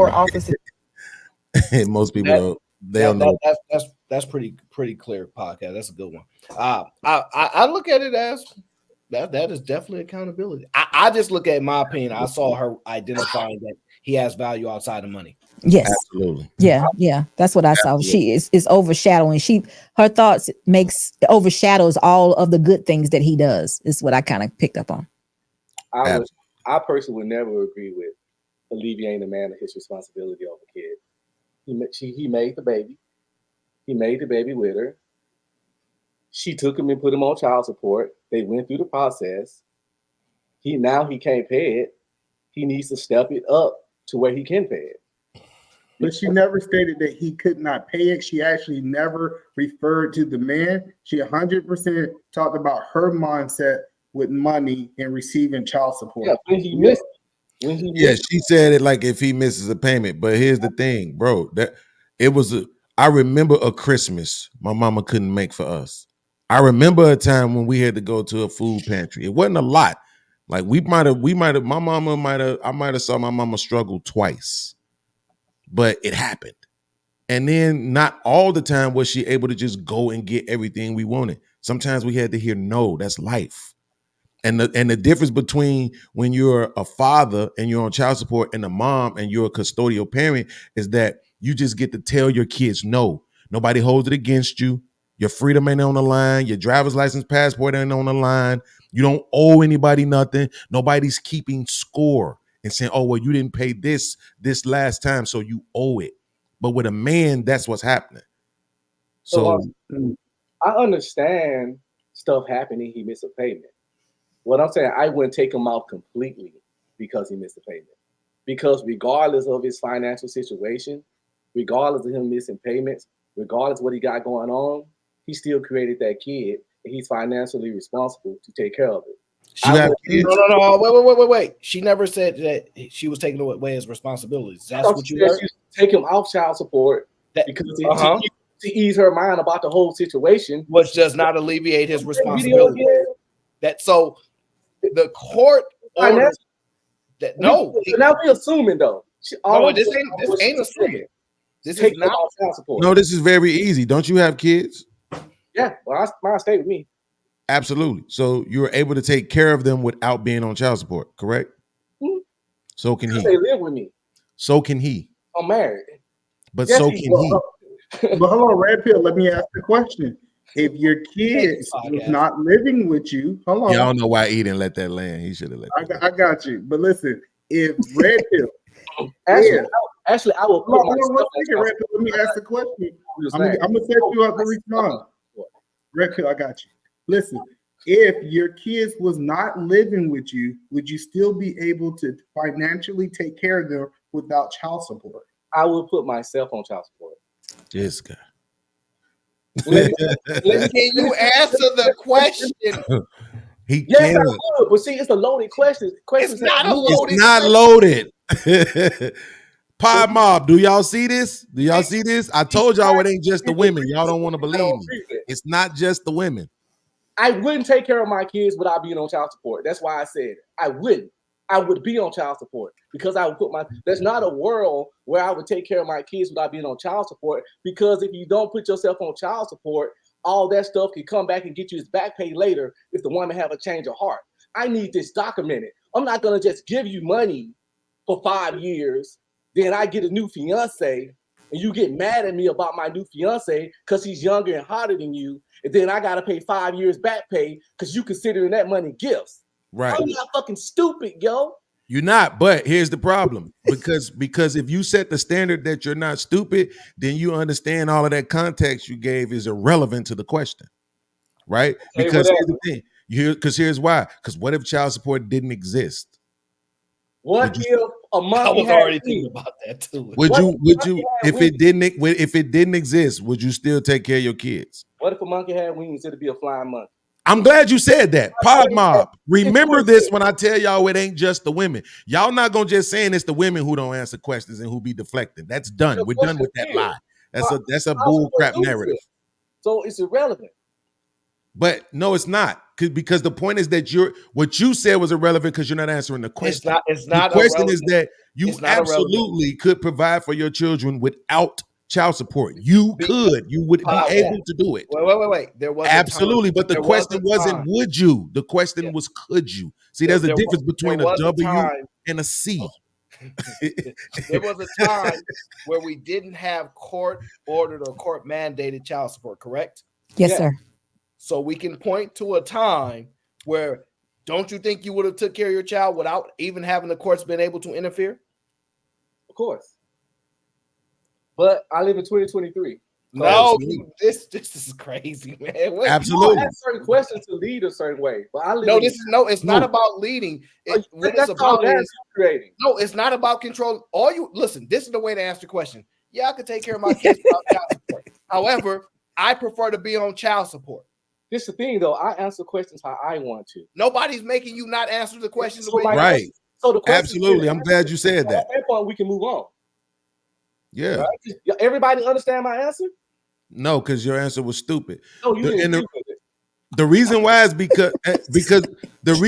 because again, if you listen, he asked you, could you, not would you. See, your answer was to would you. See, it would have been smart then, but he asked you, could you? I don't answer, could I sound to some shit I won't do. So wait, so what you just said about this man who missed a child support payment, you said that he needs to step it up financially. So I think you need to step it up literally, right? On literacy and understand what you're being asked when it's the difference between could and would. See how that works? So are we finished or are we done? I mean, as long as you don't step it up. As long as you don't step it up from here on out. Because I ain't got no bastards out there. All my kids with me under my roof, with my last name, with my wife. Absolutely. So are we finished? Hello, guys. Can y'all guys hear me? Yes, absolutely. You guys hear me now? Yes. My whole computer crashed. Thank you for having panelists. Shout out, y'all guys hold that thing down. You're going to leave them Windows computers alone. That's what you're going to do. That's crazy. All right, cool. So the one thing that I was trying to understand is I don't understand why we feel that the courts have to be so involved in our relationship. Mm-hmm. Like this idea that I have to be on child support to do the right thing. This idea for us to understand if we do separate, us having the ability to come to an agreement like two mature adults. Why have we got to a point that it's almost like if we do not have the courts involved, we don't think that we can do this reasonably? I think that's because the courts are now involved, and it became that way because it was too many people not doing it. So now everybody has, or they think that they have to adhere to what the court system is saying. It's somewhat like what Red Pill said. If you don't, then the young lady maybe can go back and say that you haven't done anything for a certain amount of time. And if you don't have any documentation of it, you have to go back and catch up and pay all this money. And nobody wants to do that. So he's right in that aspect. But I don't think that the majority of the men actually need a court system to make them take care of their children. I actually think if you build up relationships with the child and the father, you'll do much better and probably get more money because the child, the man, let's just say the man in this case, wouldn't see the child as an invoice or a check or someone taking his check or, taking his money. It will be more of a relationship. Yeah, it's what she just said. I believe paying child support, and if you want to do extra, then you do the extra. But you pay the authorized child support, but you still buy your kids shoes, buy them gifts, buy them clothes, give them money, cash out them. You do all that, but you pay what's required. And if you want to give him thousands over what's required, go ahead and do that. But pay what's required because we know people are fickle, relationships change, how people feel about you change. Child support is just for protection. So I hear what you're saying, right? I totally hear what you're saying. But is it a possibility? Are you against this idea, right? Because I kind of understand money a little bit. Wouldn't it be smart to get an interest-bearing account that you could put the child support payments into an account, and if any of these things ever happen to you, you have this money set aside. If she decided to take you to court 5 years, 10 years down the road because you had a girl, that you had an account that actually got interest, that you had that money put aside instead of putting yourself on child support. Is that a possibility that might be a better idea? That's an idea, but it's an overcomplicated one. Just put me on the papers. I'll pay the child support, and if I have money to do extra, I'll do the extra. So why is that overcomplicated in your opinion? This is the thing. People don't want the court involved or the government involved, but you need them involved because people renege. You need that documentation. You need that official organization. You need those documents because the people renege. I don't want no verbal agreement. That's why we do contracts. When I was in the military, I had a contract. When you get certain jobs, you get contracts. When you get record deals, you get contracts. And if you don't have a proper contract, you get screwed. Contract, documentation, black and white is very important. And we know that and understand that as functioning adults. Yet we don't want to understand that in this situation. You can go into a heartfelt peace deal with this woman. You can go into a trust deal with this woman if you like. But I would tell a young man that doesn't behoove you to do that. I'm just saying, like, so if I saved the money and I didn't spend the money, I see what you're saying for a person who lives paycheck to paycheck. All the money gone. So now 90% of us live paycheck to paycheck. I got you. I got you. I get what you're saying.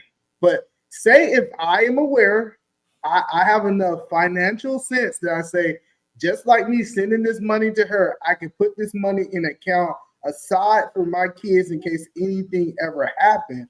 Why do you feel that you're against that? That's what I'm saying. Why are you against that? But she would have to agree to that. No, she doesn't. She might want her money now. She might want the money for his month-to-month provision. No, she might need the money for his month-to-month provision. She might not want the money stacked because she needs the money now for childcare and things of that nature. But if she agree for me to put the money in a back-end account and be like, I'm gonna cover it, everything now, and what you was gonna give me, you stack it up, I say less. We gonna do that. and we get some interest on that. Might make it a CD or something. But she would have to agree to that. I can't tell her I'm not going to give you your money now because I want to do this unless she No. I think you're not understanding.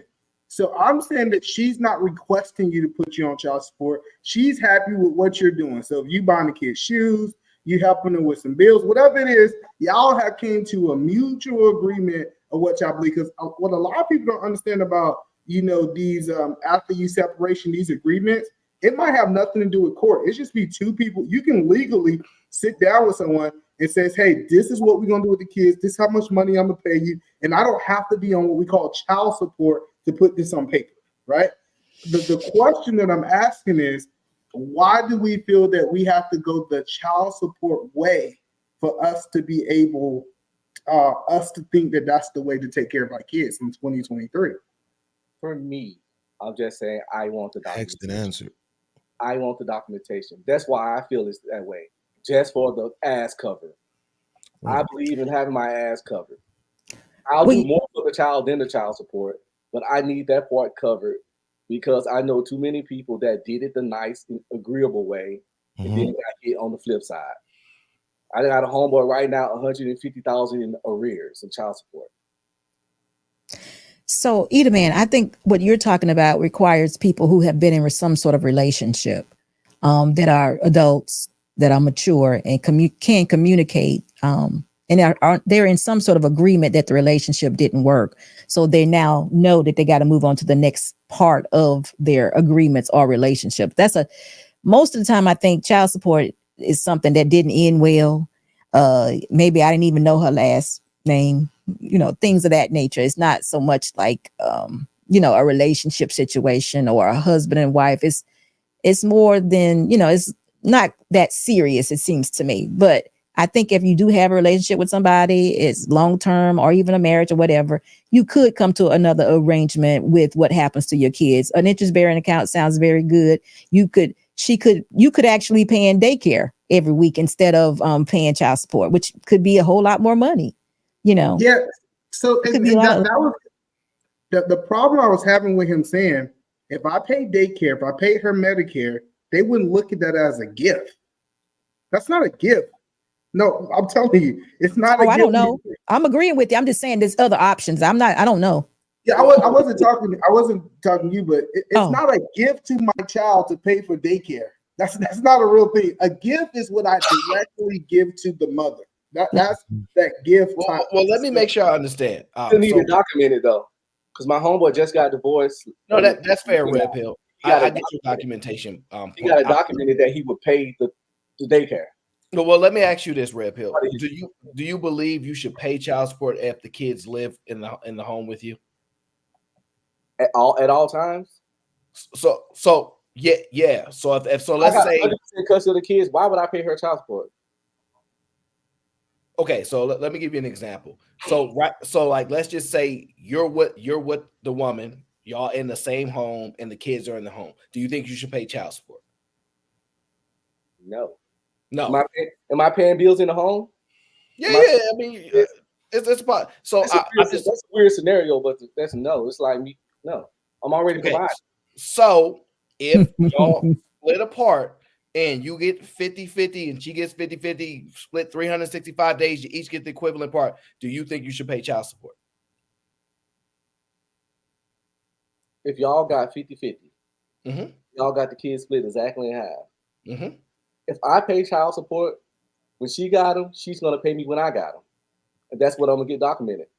Okay. Or we either pay no one pays. If we got the kids split 50-50 in actual time, either I pay when she has the kids, she pay when I have the kids, or neither one of us pay when the other have the kids, and we're gonna go to court for that. Thus, the answer to Aaron's question was no. But guess what though? Aaron brought up a good point. Answer every question. It's called a conversation podcast. You can't converse by saying yes and no. You can. You say yes or no first, and then you give your context. Aaron made a good point though, because Red Pill, what if you and the young lady lived together, but you were not married, and you did take care of your children and all the expenses, not all the expenses, but some of the expenses within the household, but then you all broke up. You have no record or documentation of what you did for the children for the first 10 years of their lives. And then she decides to take you to child support. That's true. You're right. With that, you're 100% right. But guess what? Red Pill Ranger would never do. Live with a woman. I would never do that. I'm not shacking up and living and providing for you and our kids. If I'm doing all that, hear me out. If I'm doing all that, we might as well be fucking married. But what I agree. How goofy are we talking about? I think the problem I'm having is you still gonna pay her when she leaves. Oh no, listen. Hey, Eddie Man, don't come on. You gotta challenge him on this. I've been married 20 years, so what? I don't know about that leaving shit. Absolutely, but that's not what you did earlier. What you said earlier was, I'm gonna put myself on child support because of the probability. Well, here's the thing: the probability of your divorce ending is 50%. And here's the thing: you still gonna pay. Who gonna leave me? I'm handsome. But you still, even if you do, you still gonna pay. So it's not gonna change anything. Yeah, I kind of get what y'all guys are saying, but what I thought Aaron was saying. So technically, a man can pay bills be married to a woman and pay bills, and if she take him to child support court, and he can make her. Technically, you could be paying child support and you live in the same house as your kids, and the woman lived there too. Like this idea that I'm protecting myself because we're not together no more. Why don't married men have this same protection that we're talking about? I don't know. I've heard of it happening before, but it's like they may have lived separately when the child support order was done. Then they got back together and the child support order is still in place. And then the woman, or they never did go take care of that business to end it. So the woman would continue getting money for child support, even though the husband or the man and the woman both lived in the house together with the kids. It can happen. All right. So I want to change the subject a little bit because I want to go a little bit farther. How many days do you believe you can go without a paycheck before your significant other will leave you? I'm going to ask the question one more day. How many days do you believe that you can go without a paycheck before your significant other leave you? Before you jump to that question, let me just answer AL's super chat. Says your name is on a lease. That's documentation that you were supporting your child. If you're unmarried, living together, that prevents arrears. Shout out to AL. AL's always doing the research. Yeah, that's good. That would be good. Yeah. Now I'll answer the question first. Ooh. But I'm gonna need you to repeat the question. All right. How many days can you go without receiving a paycheck before your significant other decide that they want to leave you? Baby, how long you gonna stay? Can I get like a multiple choice question? One month, 6 months, 2 years plus. I got you. How about this just for Aaron? You know, what I'll do for Aaron is I will actually play a video, give him maybe some contents to my question. But I'm curious because I don't think people ask themselves this question. How long can I go without making money before my significant other start questioning should they stay with us? I think it matters about how much money you got saved. Yeah, invested or something. That's the factor. Because if I got 100,000 in the bank and I ain't working for a while, she might not necessarily be that upset. Go ahead. But you saying if you got a negative account, it might be different. But why leave though? What's the purpose of leaving if you're still broke? We gonna get there. Just be patient. We gonna get there. But I wanna play this video real quick. And do y'all believe that this is the sentiment of the world today? So how long is you giving the nigga? She just gave you an example. 3 months. How long are you giving this nigga? Third. If you ain't trying to do shit, I'm giving you third. If I see you ain't, when I see you working. So she said 30 days before this young man. She said that you got 30 days to try to go figure this out and to be able to go out there and figure it out. You got 30 days. So now we got some context that some women are saying that you have about 30 days to get another job, or she's hitting the exit. So how many days do you believe that you can sit around and do absolutely nothing? I mean, I'm not talking about the people who go get a job. I mean, how many times can you collect yourself as a man or a woman that before your spouse leaves? She said something very clear in the video, though. She was like, if he's not trying to do something. What if I'm not trying to do nothing? No, what if I'm having a midlife crisis? What if I'm having a midlife crisis in the next 90 days, 125 days? Because some of these people saying, I give you 45. Why high said, I give you 45 days before I start, looking at what my options are. So red pill, I want to be completely, something happened to me mentally, whatever it is. And I decide that I want to lay on the couch. I don't want to look for no jobs. I want to get myself together in a different way, and it doesn't equal work. How many days do you have? I got infinite days. I got eternity, because my wife loved me.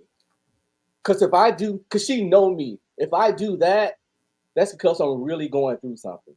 Not only would she give me the days, she would make sure I go to the VA and see the proper people to figure out what is wrong with me. Yeah. We would make sure I get the therapy and the counseling that I need. We would get in that church, Red Oak Church right down the road, up in the Texas area, and we would go there and we would get with God. We would get with therapy. She would reach out to my stepmom. She would reach out to my aunt. She's gonna give me all the help and resources I need. My time would be limitless because she know her husband. She knows her man. After 15 years in the Army, if I just sit on my ass and do nothing, she know I'm hurting some kind of way. That's cool. I love that answer. Thank you, Red Pill, for being transparent. So let me ask you the question. You got a limited amount of time. How long do you believe she's willing to carry the load? Let me write this down. Unlimited. So you said that you technically can walk away from what you're doing. Your wife is willing to go out and take the load, and you could be stay-at-home dad, and you never have to work again. You believe that's a reality in your life? I think she'd prefer that, actually. She'd prefer that. Okay. Beans, how many days do you believe that? Let's take it away from you, Beans. A man have before a woman start asking some questions about going back and getting on his duties.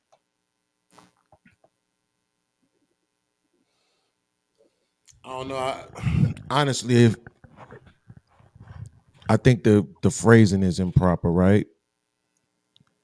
Because, but I'm gonna be respectful to the question. Love C in the chat said that she lasted 4 years, and we know that Love C is pretty awesome as it pertains to being a wife. Exceptional person. Absolutely, right? So I'm gonna go with 4 years. 4 years. I like that. What about you, Aaron? Aaron, now you got a little bit more context to what we said, and I think I have gave you enough information to make a decision.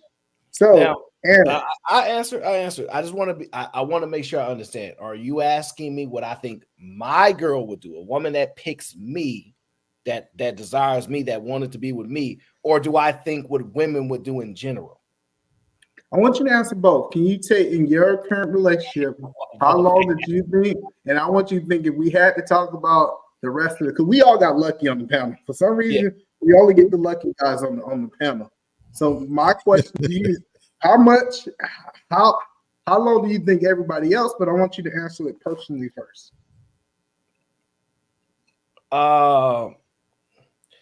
So I'll answer it two ways. What she would think and what I would think. She would say there's no time limit, right? Now, that's what she would say. I would say that she would think, then I'm going to go have to make money for us then. Mm-hmm. And if you don't want to do nothing, you don't want to do it. I don't know why you don't, but then it's my turn. I'll go out and make some money and you don't have to work.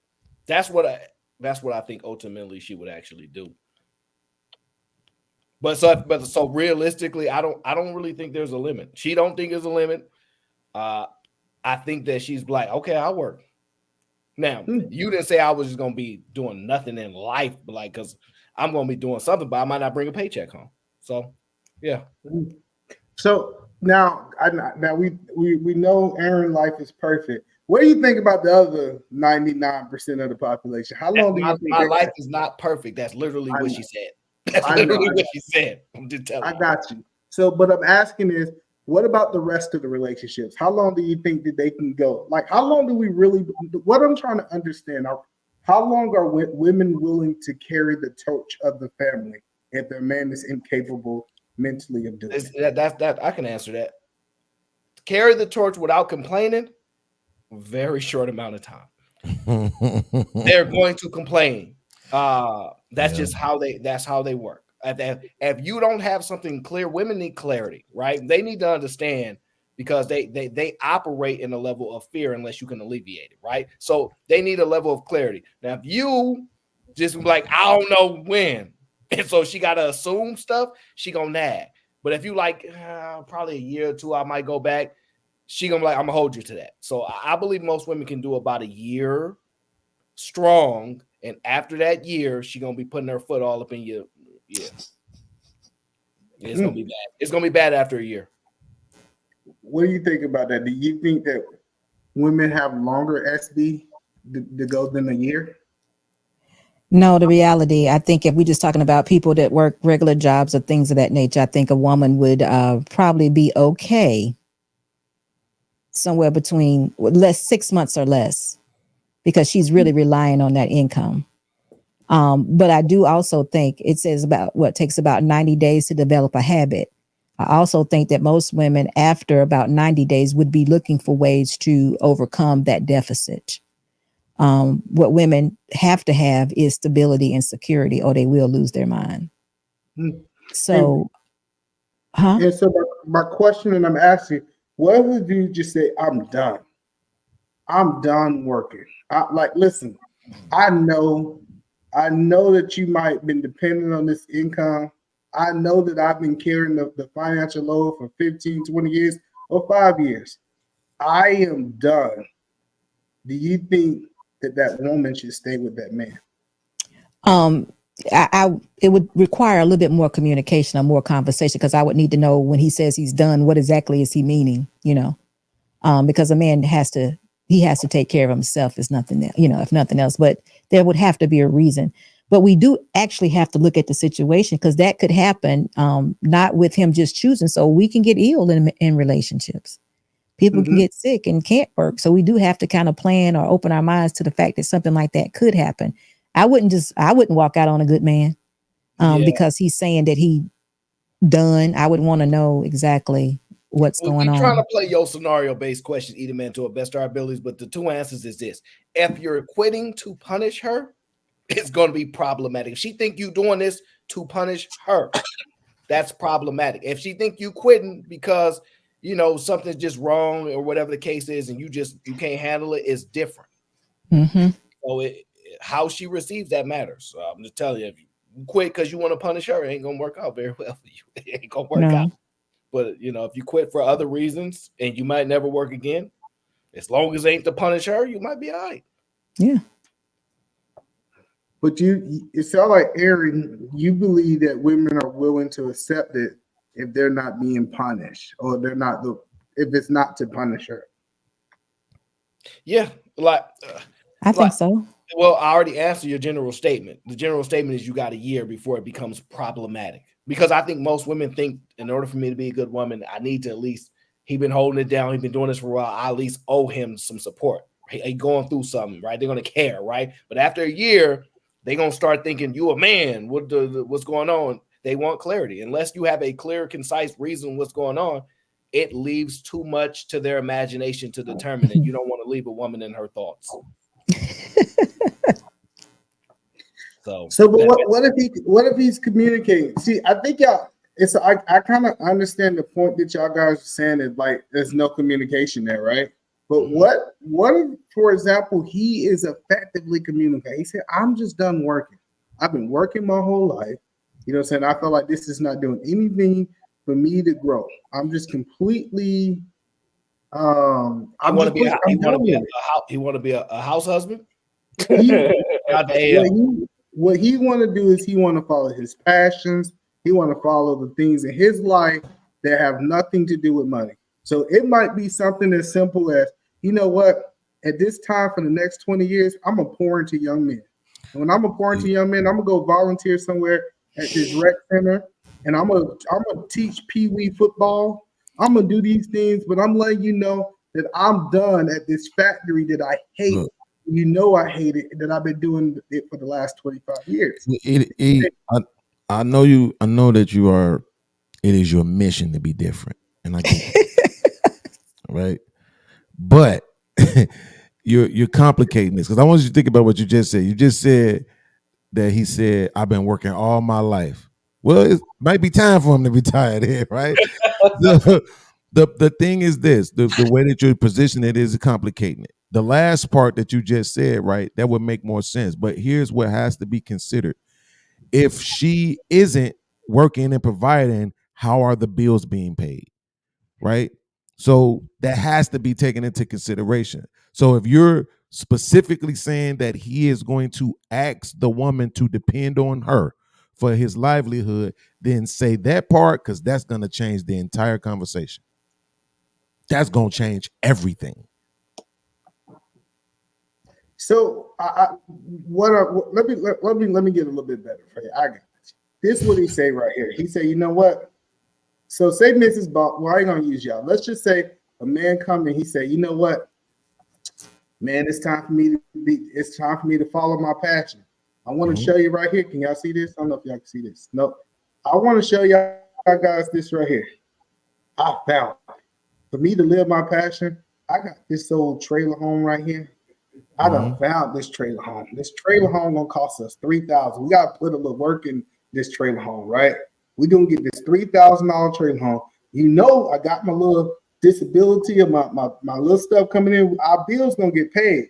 Now we ain't gonna go on no vacations the way that we gonna go on, but we got our trailer, we got our house, and this is the life that we moving. But I'm done working. Do you think women are willing to downsize their life if their men don't want to work anymore? Right. So see, that's what I'm saying. Like now, this part, I could answer the question in general, right, and say no.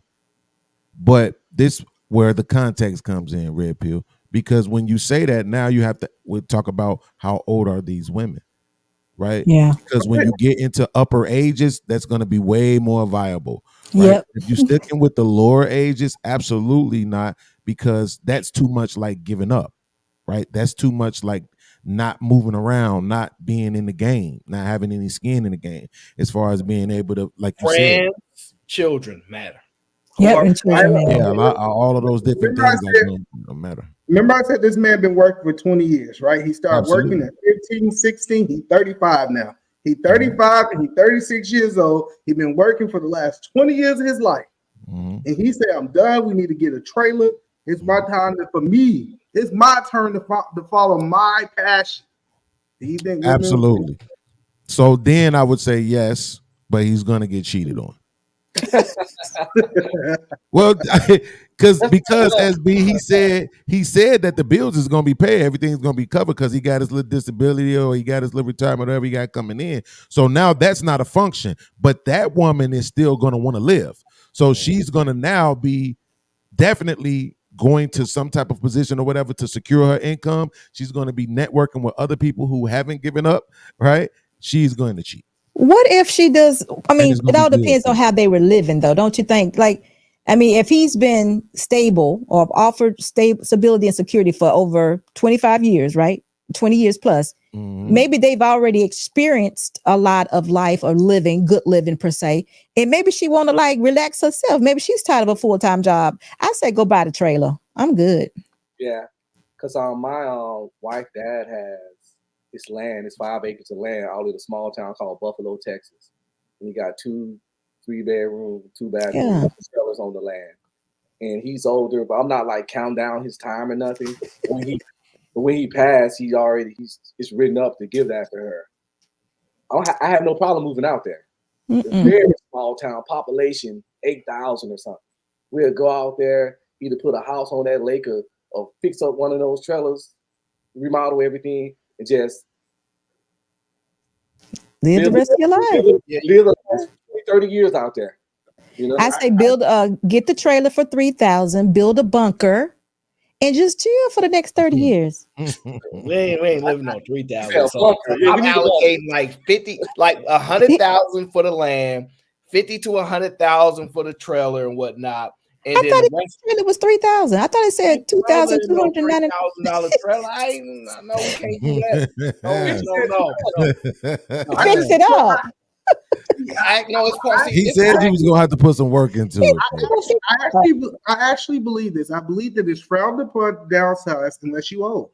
Why can't we downsize at 35? Why can't we downsize at 40? Like, why do I gotta wait till I'm 55 when I'm not gonna be able? Let's go a little bit later. 65, 70 is what retirement age is now, right? Why do I gotta wait to 70 to downsize my life and now start living my life instead of me living it while I'm younger? Either man, you're absolutely right. You don't have to wait that long, and I don't think you should. I agree with Brian the trailer. Okay, we could pay $50,000 for it, but I think it's cool to downsize your life. Get you a Winnebago, drive all around the country, you know, wherever you want to at any given time. Security boss got behind her. She ain't downsizing nothing. Because I haven't done it yet, but I'm ready. There ain't no be I'm no ready. Hey, I'm ready because I have. But listen, I have. That screen so bad I can fit through it. I have lived, but listen though, I've lived this way for some time. So he's right, but you ain't got to be 65. You could be 50, 55. But I agree with downsizing. I agree. I want a bunker, y'all. If I could put a bunker underneath this house, I'd be good. But after been on YouTube with us so long, you know everybody crazy. So we want to isolate, get away from these crazy people. I agree. I mean, that was my goal though. Listen, I just think I think we're tied too much to material things, me included. Whereas it makes us have to work or have to keep up with a certain pace for a long period of time, which takes us away from relationship and other things that we should be enjoying. So I'm with the trailer. And you know, this thing been bugging me, man. It been bugging me that it's some women on this YouTube space who make $40,000 a year. They got 3, 4 kids, 5, 6 kids. Stop they it. They keep talking about this $60,000 a year. You can't sustain a lifestyle, a successful lifestyle on $60,000 a year. And I've been doing my research, and I've been running the numbers. I've been cleaning the spreadsheet. I've been running the numbers, and And I'm like, why do we feel that we deserve to live with the Joneses? Trailer people. I've been challenged these women a long time ago. Scary boss around. I said, look, all y'all women could be stay-at-home moms. Well, right now we buy some land in Idaho, put a little thing on there, and y'all farm and y'all good. Oh no, I don't want who want to live in Idaho. I want a Target on every corner. I've already presented these ideas. They do. They want a Target or Walmart everywhere. They don't want to live that life. They don't. They don't want to sacrifice anything. And I have a friend, so it's two sides of the coin. I'm the guy that works 60, 80 hours a week. Mm-hmm. All right. I'm rarely home. Let's be honest. I'm not here, but my family live a lifestyle. And exactly. I have a friend that works 55. He might work 35 hours a week. I think he work at Costco, right? You know, if he making about 40,000, 50,000 a year. When I look at this guy, you know what? He's at every game. He's a volunteer coach. He's the assistant band instructor. Like when I look at him, and I don't want to say I'm envious, I see him at the parks with his kids. And I'm thinking like, do I choose the wrong choice by chasing the money instead of being recessed at? It's about what brings you joy as an individual. Some people are pleased by the simple things in life. Some people need all that extra external stuff. It's an individual case by case personality based things. Some people can work and make $40,000, $50,000 a year and be way happier, and mental health be way better than someone that makes $500,000 a year. Like you don't need that stuff don't always lead to best mental health and happiness and things of that nature. It's a case by case individual personality trait thing. Some people like the low key, humble, small, go to work, go fishing on Sundays, that kind of life. Mm-hmm. But Red Pill, the thing is, I get what you're saying, and I'm be quick. I think the problem is I have access to old people with money. And everybody ain't got access to old people with money. I got it. And when I sit down and talk to them, they tell me all the things that they regret. They tell me, like I know a multimillionaire. He said, I can count on one hand how many football games I went to. Oh, wow. That my son had. I count on one hand.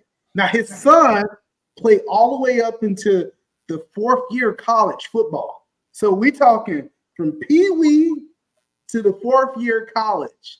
He can count it 5 times. But he's a multimillionaire. His son have been to, almost every continent of the world. Like the lifestyle, like his son, like he got pictures of his son on yachts. He got pictures of his son doing this. So I get it's a balance. You ask which one more important, the football game or him on a private yacht with his son. We can argue that. But I'm starting to ask myself, it's just, it really touched my heart on what he said that he regretted.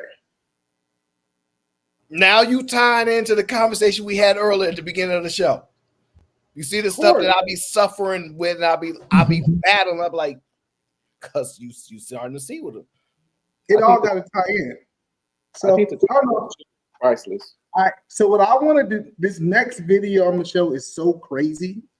And I truthfully and honestly don't know if security boss gonna stay here the whole time. No, I'm not. I want to turn it over. This could be the part where you go to my question. Okay. Me. Let me mute him. Hold on, because this ain't Sunday. Can he ask you a question? Oh, you can't. I thought he gave you permission. I thought you gave him permission. Yeah, I was giving him permission, but he just had to say it. He just had to get his 2 cents in there. But can you go? Can he ask his question? Because I am getting ready to go. No, that's what I was saying. He just had to jump in there. I don't think he gets to the end of the show. I believe that podcast should ask his questions now, just in case you missed the last part. Go ahead, podcast. No, this is actually really crazy, right? So I was watching Security Boss's show and doing my usual. Yeah. Okay. I usually go to everybody's show when they live, click the like, drop my little pod mob in the fist and all that, right? So I go over there and I can't remember who you were talking to. You was talking to somebody. And the first thing I saw in the chat was Eat a Man saying, men need Jesus now more than ever, right? So I'm like, I was immediately triggered, right? Because it's not triggered like that, but triggered like I want to have this conversation so badly, because usually when you have these conversations, what people do is they don't do it in good faith, just to put it simply, right? So when when you say men need Jesus, right? So my very first thought is, for what, right? How does it look? How does the impact of men, I guess, attaining Jesus, what does it look like? How does it impact men? You muted, bro. I have to speak anecdotal. Okay. When it comes down to Jesus. So please, let's not say that's an anecdotal experience. Let's not go that direction, okay? I understand. I truthfully and honestly believe that I was lost before I found Jesus.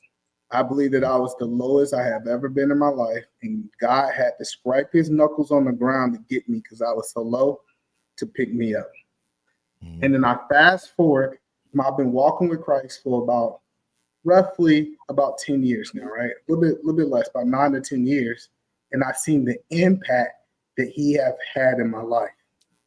Guys that I actually talk to, they tell me all these problems that they have, and I believe Jesus is the source to get them to their destination. And I understand that a lot of people might not agree with that, but I know what he did in my life, and I have followed other people that have invited Jesus into their life, and I see how it impacted them. So that's kind of why I believe that men in general need Jesus, and they wouldn't go through half of the things that they're going through. But that's just my opinion. So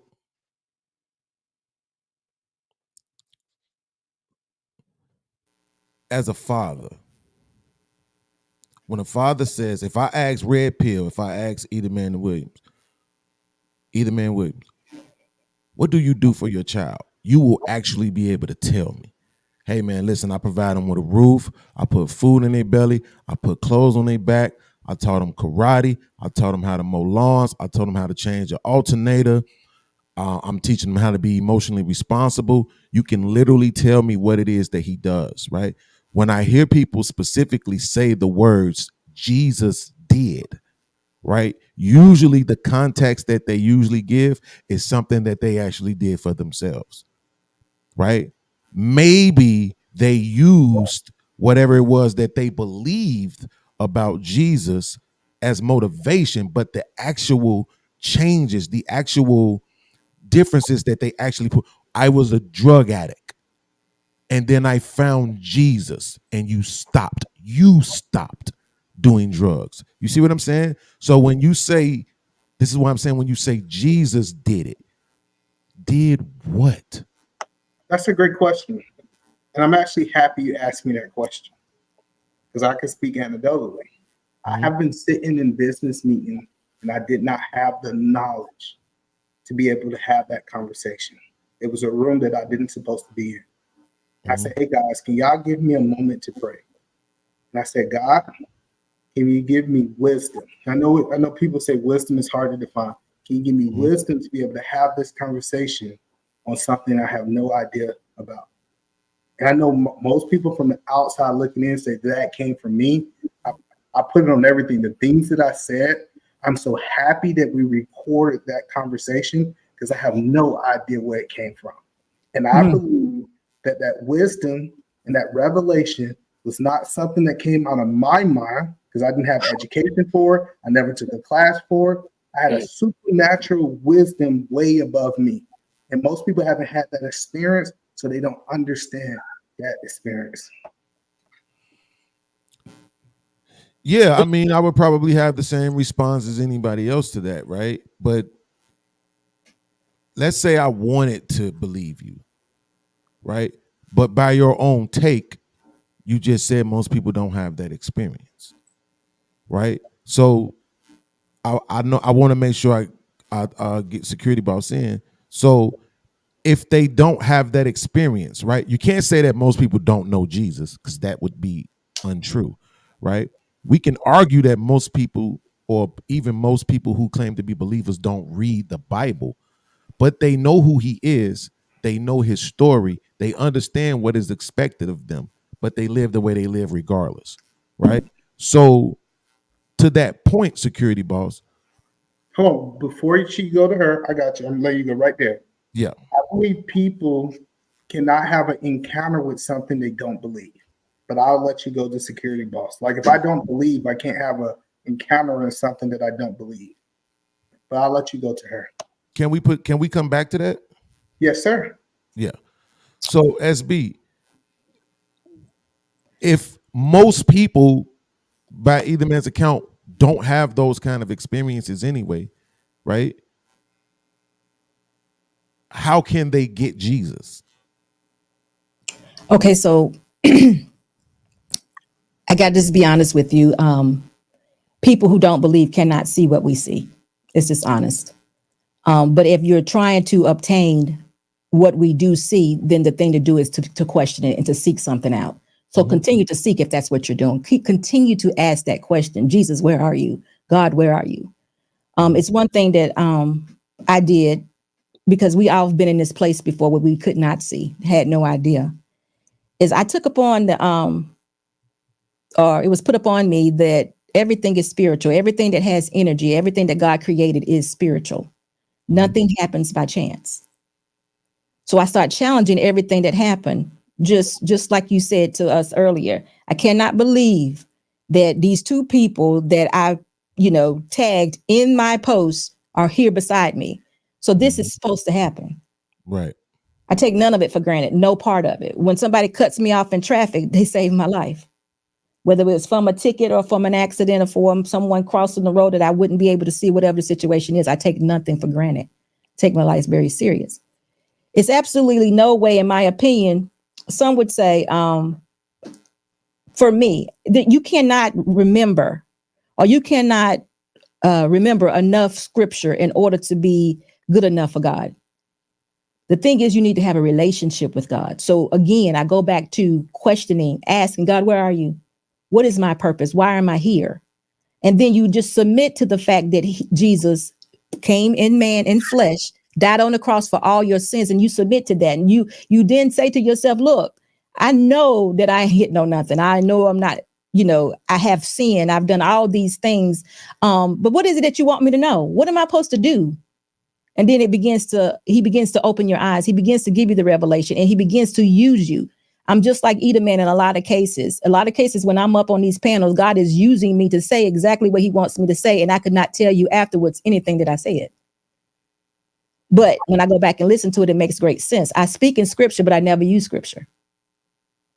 I never quote a scripture. But those people who know those scriptures can lay it out to you front and back, all down the side. They'd be like, SB, that was 1 Corinthians 6, blah, blah, blah. They'll tell me all day, every day.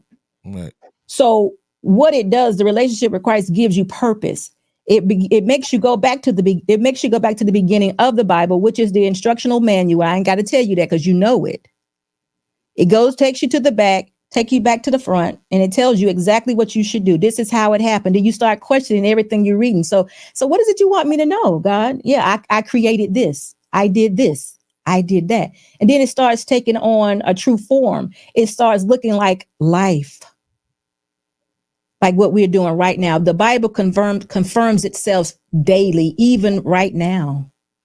So it starts taking on a life. So then you start understanding, okay, so in order for me to do this and walk out this purpose, I need to adhere to this type of structure. I need to abide to this type of order in marriage. Also, God, you gave man dominion over all things. Oh, wow. I believe that, podcast. I've been telling you that since the day I met you. I believe that God gave man dominion over all things. I believe men don't believe it.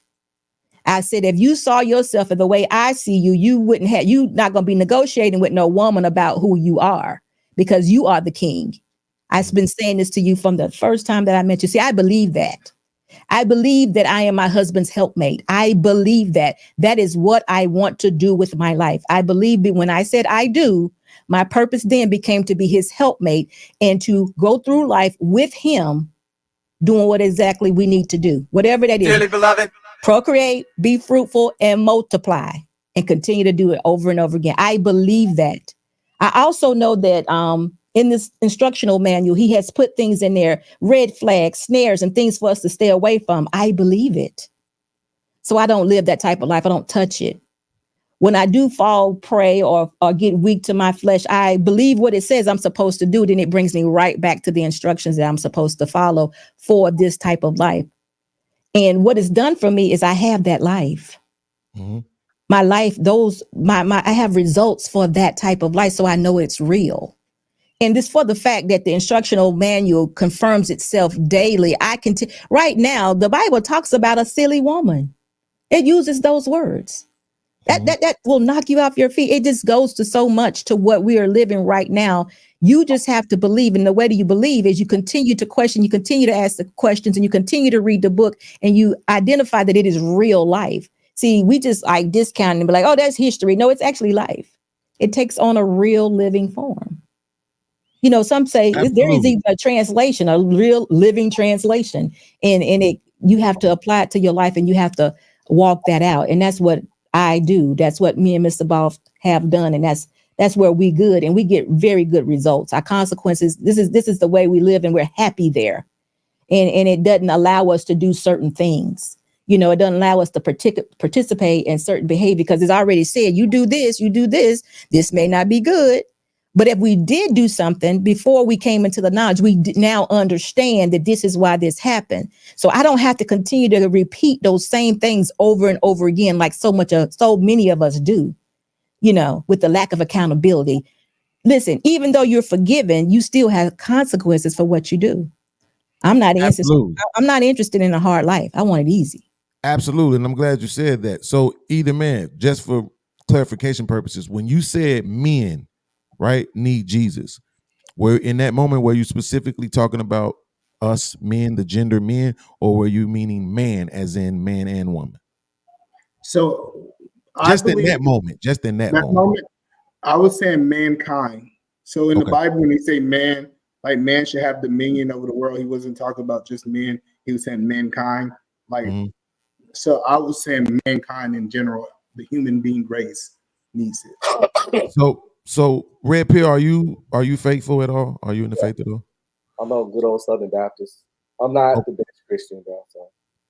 Okay, so I don't pretend to know all of history, right? But from my understanding, there was a time specifically on this continent, and I only deal with this continent, right?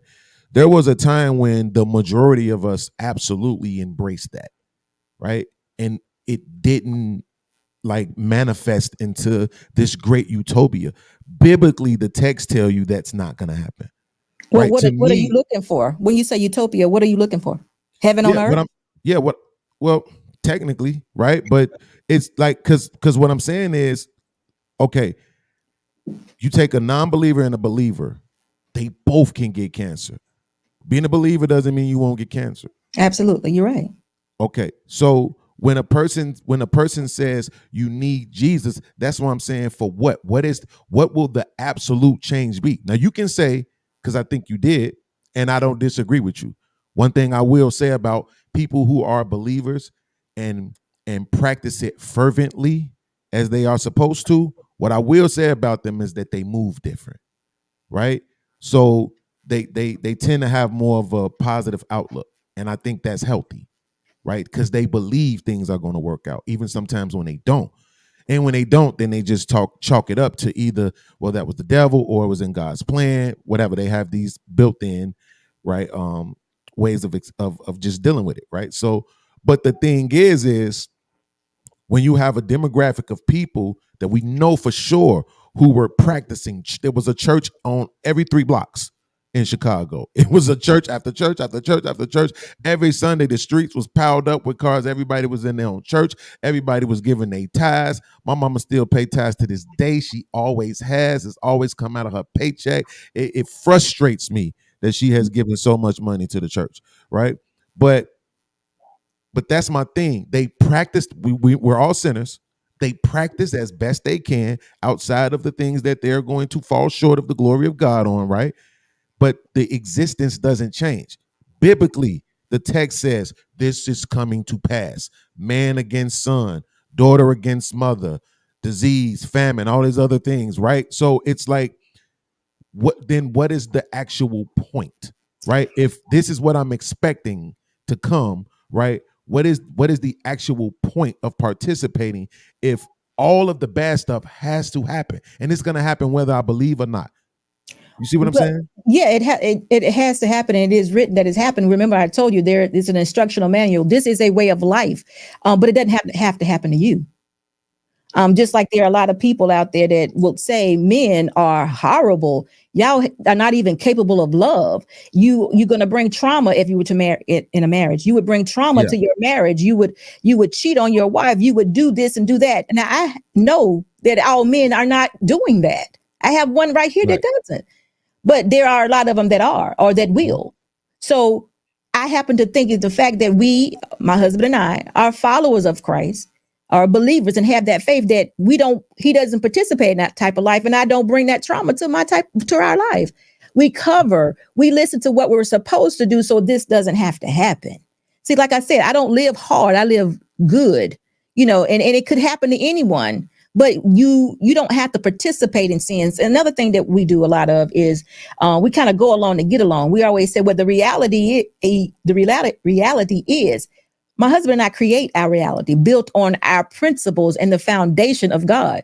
Now, if you right here, you making this world, United States, your reality, and everything what everybody else do, you do too, or because the stats say 50-50 don't make it, so probably I won't, then that's on you. But I want to give a stat since we're giving the stat out, right? I didn't mean to do that. Go ahead. I just want to get one out because I actually, y'all two go back and forth. I'm gonna play a video. Go ahead, Yeah, y'all go back and forth. because I want you to think about something. So what you just said was, SB, you said, yeah, things are going to happen, but they don't have to happen to you. But right before that, you acknowledge that just because I'm a believer don't mean I won't get cancer. It don't, Right? but guess what? My sister, she had been on drugs for a long time. She got with Jesus, got her life right. Everything was about God, and Jesus 24 hours a day. She was leaving church when she died in a car accident. So that's what I'm saying. Whether you believe or not, the Bible doesn't promise you that you won't have hard days. It doesn't promise you that you won't be affected by the reality of life, whether you're a believer or not. So that's why when I say, what exactly do the men get? How does reality change for men when if they begin again, right, for another generation to subscribe to Jesus? What it does is we've gives already you done that, and we're still ended up right where we are now. it gives you purpose. It gives you purpose. You just say your sister or your aunt. I'm sorry. My sister. Yeah. Your sister may have used drugs all her life, but she still has a testimony that may have saved somebody else's life. And she had to go through that in order to have that testimony. Mm-hmm. She had to go through that. We have to go through things in order to be a testimony to someone else. Now, I say this all the time. Y'all know I was a single mother. I am a testimony. I am a living testimony to someone else. Now, if they're listening, they can make it out of this situation and do very well. But they also can get caught up listening to somebody else and repeat that cycle over and over again. You can choose because we still have this free will. But what the relationship with God does, it gives you purpose. You learn what your purpose is for being here, and you tend to begin or get revelation on how to walk it out.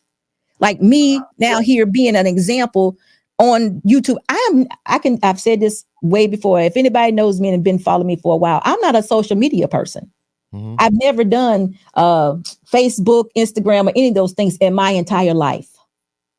I'm at 50 here, deciding, my husband and I, to try to maneuver through this YouTube, Instagram, and TikTok world in order to say to someone else, hey, look, this can happen to you. We don't have to live like this. We don't have to be in dysfunction. Do you think I myself in my lowest form of nature really care? Do you think I care? Me, just that person?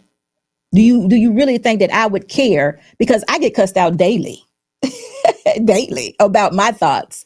So what I'm saying to you is, so I actually feel as though I've been given a higher purpose where I need to share and where I allow God uses me, because I could walk away from him and be like, God, I ain't doing that.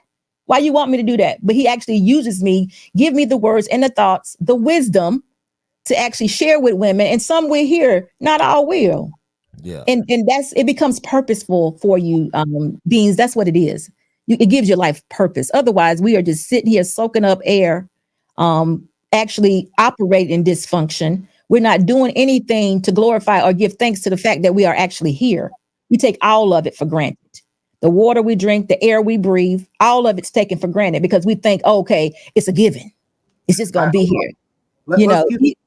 Let's get some Christian stats. I want to get some Christian stats. Right? Hey, shout out to the water gang. Gang. Let's play this video. Tell me what y'all guys think about this video right here. Before you play that video, I want to make sure we highlight my brother Marcellus. He gifted another member to finally join the GBG. We almost there.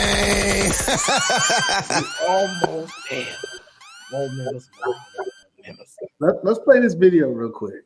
Right now, if you get married, the likelihood that it's going to take is 1 in 2. You got a 50-50 chance. Now I'm going to blow your mind.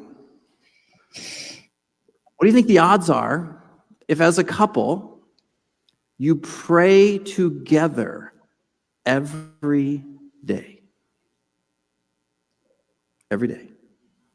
Every day, we're going to pray together.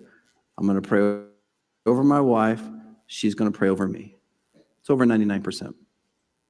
Did you know the stats right now? If you get married, the likelihood that it's going to take is 1 in 2. You got a 50-50 chance. So I have a 99% chance of surviving my marriage if I just pray. They said in the Christian, I can't talk about the world. The Christian, they said the people that file divorce, it's almost a 90% chance they stop praying for each other and praying together. Every day. So let me say this, Beans, I used to be just like you, one of those show me people. you can't tell me that, you better show me. I was the same way, but only thing I can think of that was different for me is some kind of way I got a hold of everything is spiritual. Everything that God created is spiritual. And it just I kept kind of practicing on that, and it just kept kind of revealing itself all the time. And it just started making sense to me. So let me ask Red Pill. Red Pill, do you believe that your relationship with God, your spirituality, your spiritual base is the foundation of your success? Or do you think it's choice? Damn. Let me think.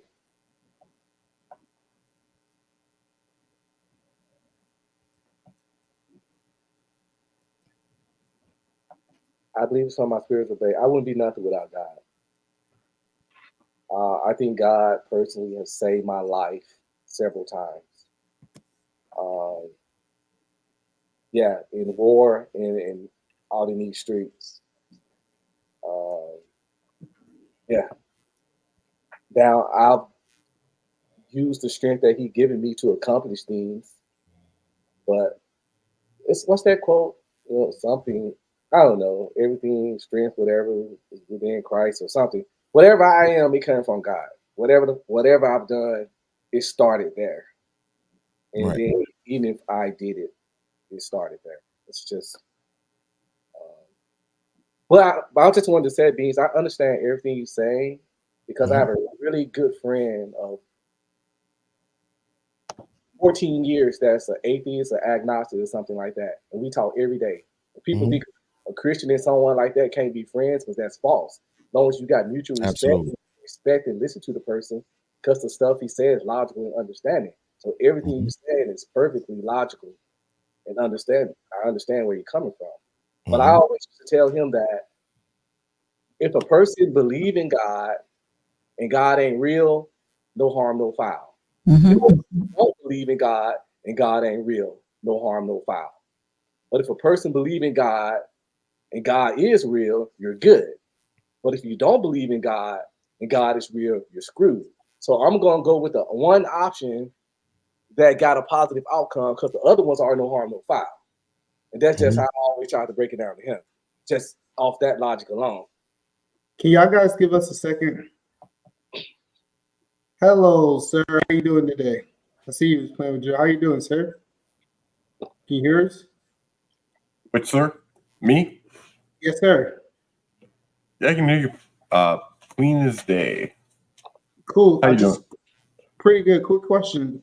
I'm just curious. How did you find out about this channel?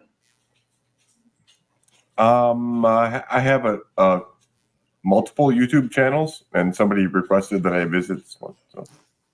Okay, that's cool. And is the person that told you to come over? Are they always over here? Do you know their name that you could share with us, please?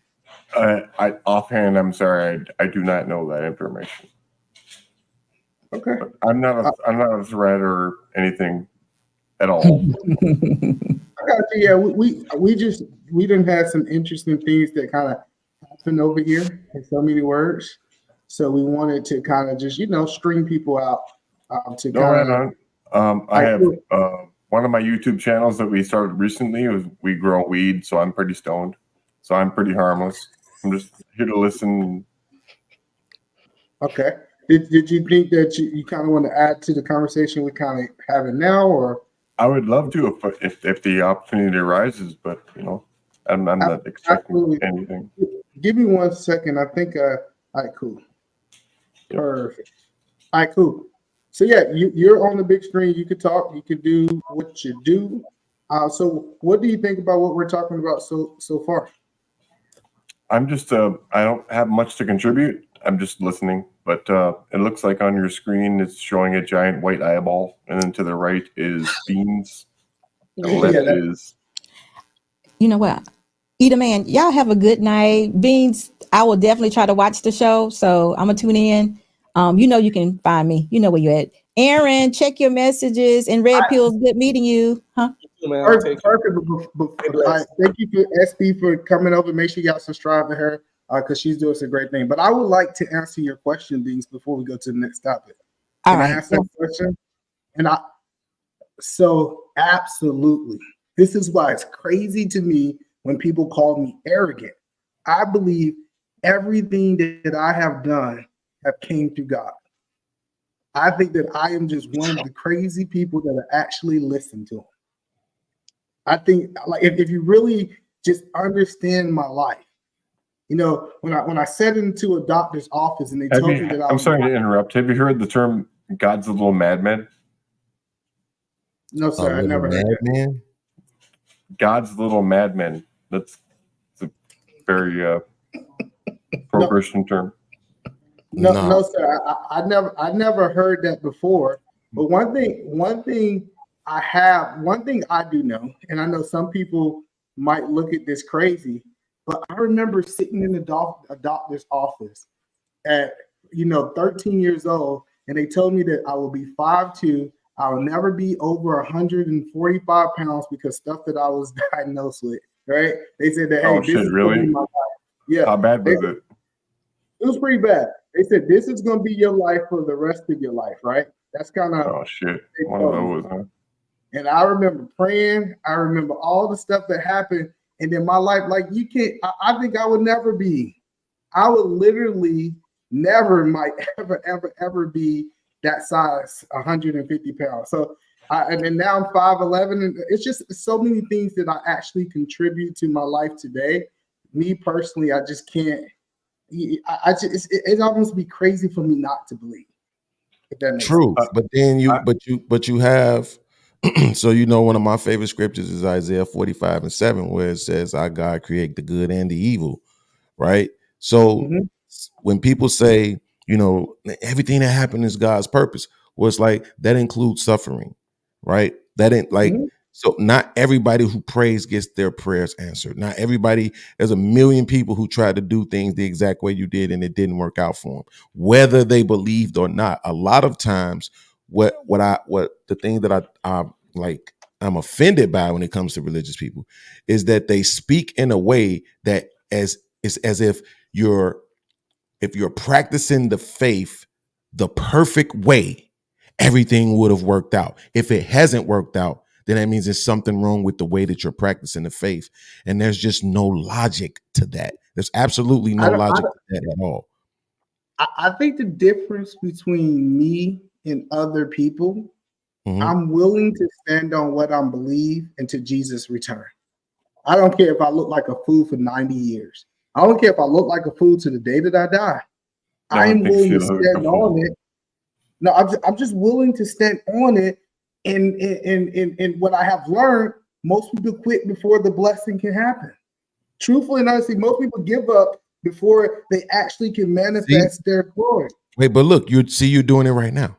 You see? And then you're not even doing it intentionally, but you are. The fact of the matter is it didn't work out for you because, well, you gave up too fast. Well, I tried for 10 years and it didn't work. Well, you should have tried for 11. It's like, but it didn't take you 11. It only took you 4. Well, everybody's life is different. There's always an answer. There's always an excuse. There's always, a way out of holding the religion accountable to say, maybe it's not real. Maybe it's I practice it, so it's real for me. And that does not necessarily equate to it being real for everybody else, which is exactly why I would challenge a statement about men needing Jesus. Again, there was a time in this country when the majority of black men practiced just that. The religion itself. We had way more deacons than we had more black deacons than we had black firefighters and black police officers, right? At one point in this country. And we still ended up where we are right now in 2023. Right. So it's again, I'm not trying to say you shouldn't, but you didn't say I need Jesus. You said me in need. And that's exactly why I asked the question. And I'll tell you right now, to answer the question you just put in the back, no. Don't do it. No, all right, cool. So the only point that I am saying, the only point that I'm asking is this right here, right? Mm-hmm. I kind of like how you put that, right? That I look at mankind over the last 100 years, Mm-hmm. and I know we can look at all the negative and say the negative is bad, but truthfully and honestly, Do you think it got better? I think we got a lot better. I think if we look at the stuff happening, different things like this. Hey, I just want to let Mr. Grow just to let you know, this ain't my channel, but we appreciate you coming. This is just a different conversation. Come another day and or make some comments in the chat, and we'll welcome you back next time. Thank you for coming. So basically, what I'm saying in so many words is what I'm saying, what I was saying in so many words, right? Truthfully, it's just like one of those, like what I was saying. I'm sorry, I got a little. I know, yeah. You think it got better? I think it got better. I don't think if we look back 100 years, mankind in general, I'm not talking based off race. I think we are in a better place today than we were 100 years ago. And as a group, as a collective. Wait, okay, yeah, you said mankind, so you're talking about everybody across the world. Maybe. I mean, if you say we're better off now than we were 100 years ago, I think I could probably debate on that with a little bit of research. But would you say that we were never in a better place than we were 100 years ago? Because I don't necessarily know if that's true. If people are saying, and maybe Aaron O probably knows this, Red Pill was in the military, so he probably knows this too. If people were saying that there was a time in the world, collectively in the world, where we didn't even look at race. There was no concept of race. It was about where you were from, right? So imagine how better that may have been if the concept was just where you're from. And usually where you're from is probably way more people, right? Where you're from.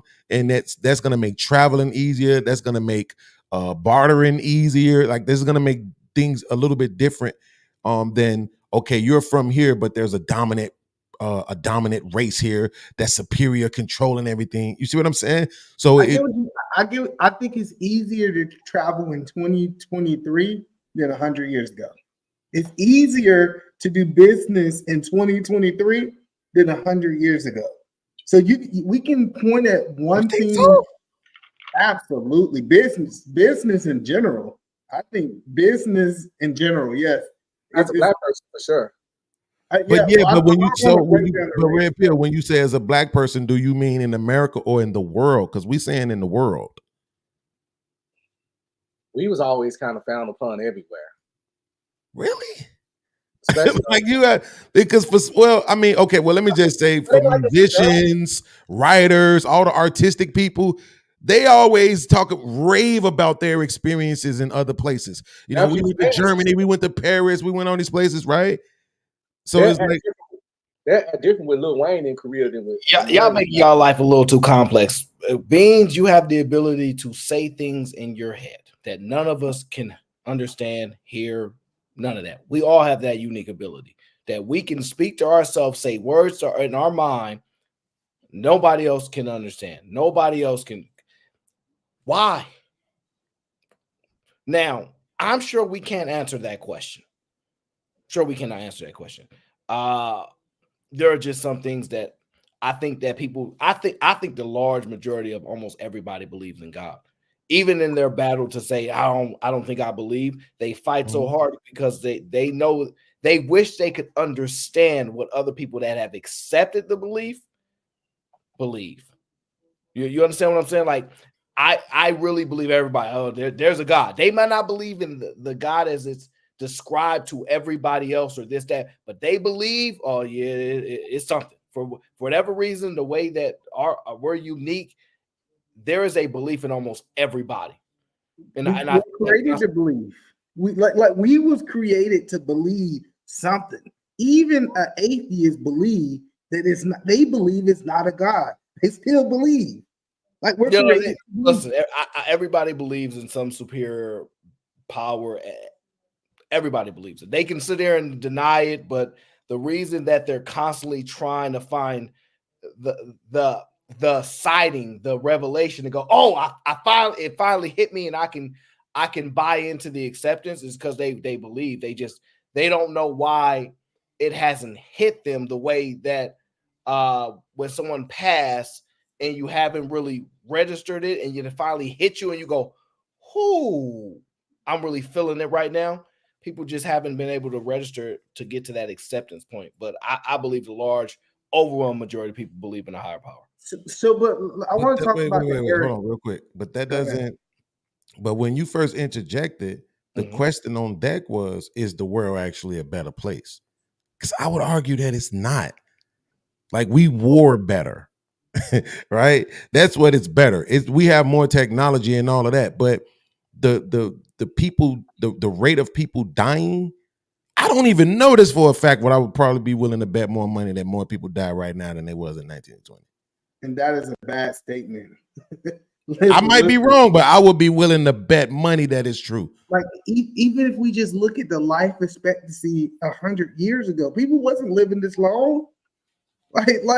Like people. You do realize 100 years ago was 1923, right? I understand what he's saying. We seem to be more morally corrupt now. So I understand what he's saying. We seem to be, after all these years of Christianity, we doing things going on now that people wouldn't have crossed people's mind. No, that's the point. The Bible told us it was going to happen. So absolutely. We're getting we've been doing Christianity all this time, yet things is actually getting worse. So why? Don't. I stay right where you at, Eden Man. Stay right where you at. To your point, the Bible says it's gonna happen. So then, what is the point? Why? What's the point of getting with Jesus? What's the point of praying? What's the point of any of that if all of this is going to occur anyway? Perfect. You go down so you can be good in your family. No. Listen, all of these things happen to the world, and Security Boss answered this correctly. Just because it's happening in the world doesn't mean that it have to happen in my life. Like the problems that a lot of dudes say they have, I truthfully believe just because me and my wife pray every morning, we don't have these problems. I know people think that we special. They think that I got lucky, but I think adding something as prayer, getting on the same page on a daily basis, us both coming as one unit to God to have this conversation together makes a difference. So go ahead. It's mindset. Like for me, I used to be extremely pessimistic, right? Based upon environment and experience. The second I said, let me not do that. Let me be more positive. Let me be more accepting of the good things in life can happen. A huge shift happened. The type of people that I attracted, the environments I would be in, it just immediately changed the second I decided to shift my mindset. So it's all in your mind. It's all a belief. Absolutely. So, right now, what you're discussing is it's belief as well, but what you're discussing is choice, right? So that's what I'm saying. When I chose to focus on the negative, the world felt negative. When I chose to focus on the positive, the world feels positive, right?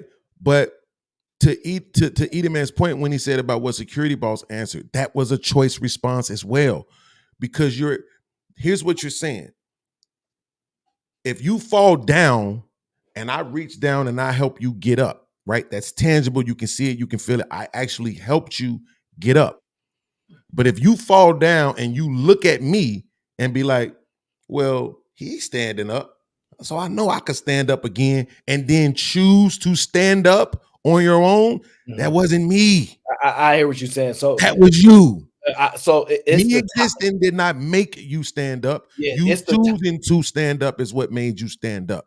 Even if it was you did it based on your belief in my ability to stand up. I don't get the credit for that. And that's the way how I look at God, right? My mom, Aaron, will literally, she could say, yo, I make 120,000, but I want to make 150. So she'll go back to school, get some degree that's gonna give her a $30 increase, and then when she get it, thank you, Jesus. No, thank you, mom. No. Okay. You went and you see what I'm saying? I understand it, because what pissed me off the most when I used to be like, we used to be at the barbershop and some lady would be there and she'd say, God bless you, or LeBron James is blessed, right? And then I would go and say, is the homeless man outside blessed? And they would never say no. They would always walk around about saying a negative thing if it's anything pertaining. And it always frustrated me because I get it. I guess the best way to say it is like this. Do you think your words have ever made somebody cry? Absolutely. Right. So do you think that they chose to cry, or there was something that was just overpowered them, some response that they couldn't control? Like, I'm sure you've seen uncontrollable crying where people just can't stop. Absolutely. Right. So we have the ability to impact people. Right. Now, you may be looking at that, your physical being able to impact somebody, but we know that it can happen. So when they say you inspired me, like this level, like, because we can put energy in people, right? That inspiration can, I believe, can actually put a level of energy for you to do something you would not have been able to do without that energy being put into you. So like, you wouldn't be able to get up. I got you. So Beans, you're right with what you're saying, that I have a decision to make and I have control. What I am talking about is something called faith. Right. And faith is two different things. It's first believing and doing. You have to do both. It's a lot of people who believe, but they never do. That's why they never get it. I believe there's some ugly hands right there. Take them off the screen. It's a lot of people who uncalled for. My bad. Gratuitous. You're right. Gratuitous. And there's a lot of people who do, but they never believe. You ever seen the person that was on the Hampton reel and they making a decision, they doing it. I see it especially in like in sales. A person's doing it. They doing everything right. Every day they're doing it, they're not getting the results. Is because they're doing the actions, but they don't believe. So I'm not saying that the making the decision to do is not important, but having the faith too is also important. So I think it's a two-sided coin, just like heads and tails, to be a currency of heaven. It don't hurt nothing to give God a little props to your successes. It ain't gonna cost you anything to give God a little props to your accomplishments. It does. It costs you your ego. Yeah, and that's sad. It does. See, because some people look at this like, dang, Edelman had all that success and he said it's not him, it's God. That's why, like, arrogance is crazy to me. Like, when people are like, you're arrogant? I was like, I didn't do it. How am I be arrogant and I don't even take the credit? But see, this is what I'm saying. Red Pill, when you say that, right? I think there's a great point that he just made. So I don't want to act like I didn't get that. When he said it costs you ego. I think that's pretty dope. But when you say that it doesn't take anything away from you to give God the props, then what about the people who give God the blame? And why are they shunned? Because if he deserves the props, he deserves the blame as well. Because according to his own word, he's responsible for it all. I got Aaron, wait. You can go Sunday over to Bean's show. Y'all can finish this conversation. I gave you 50 minutes to land that point. I want to get to this last video. And I appreciate you for doing that, though, Edelman. Thank you. So I want to get to this video. I think that this is crazy. Red Pill.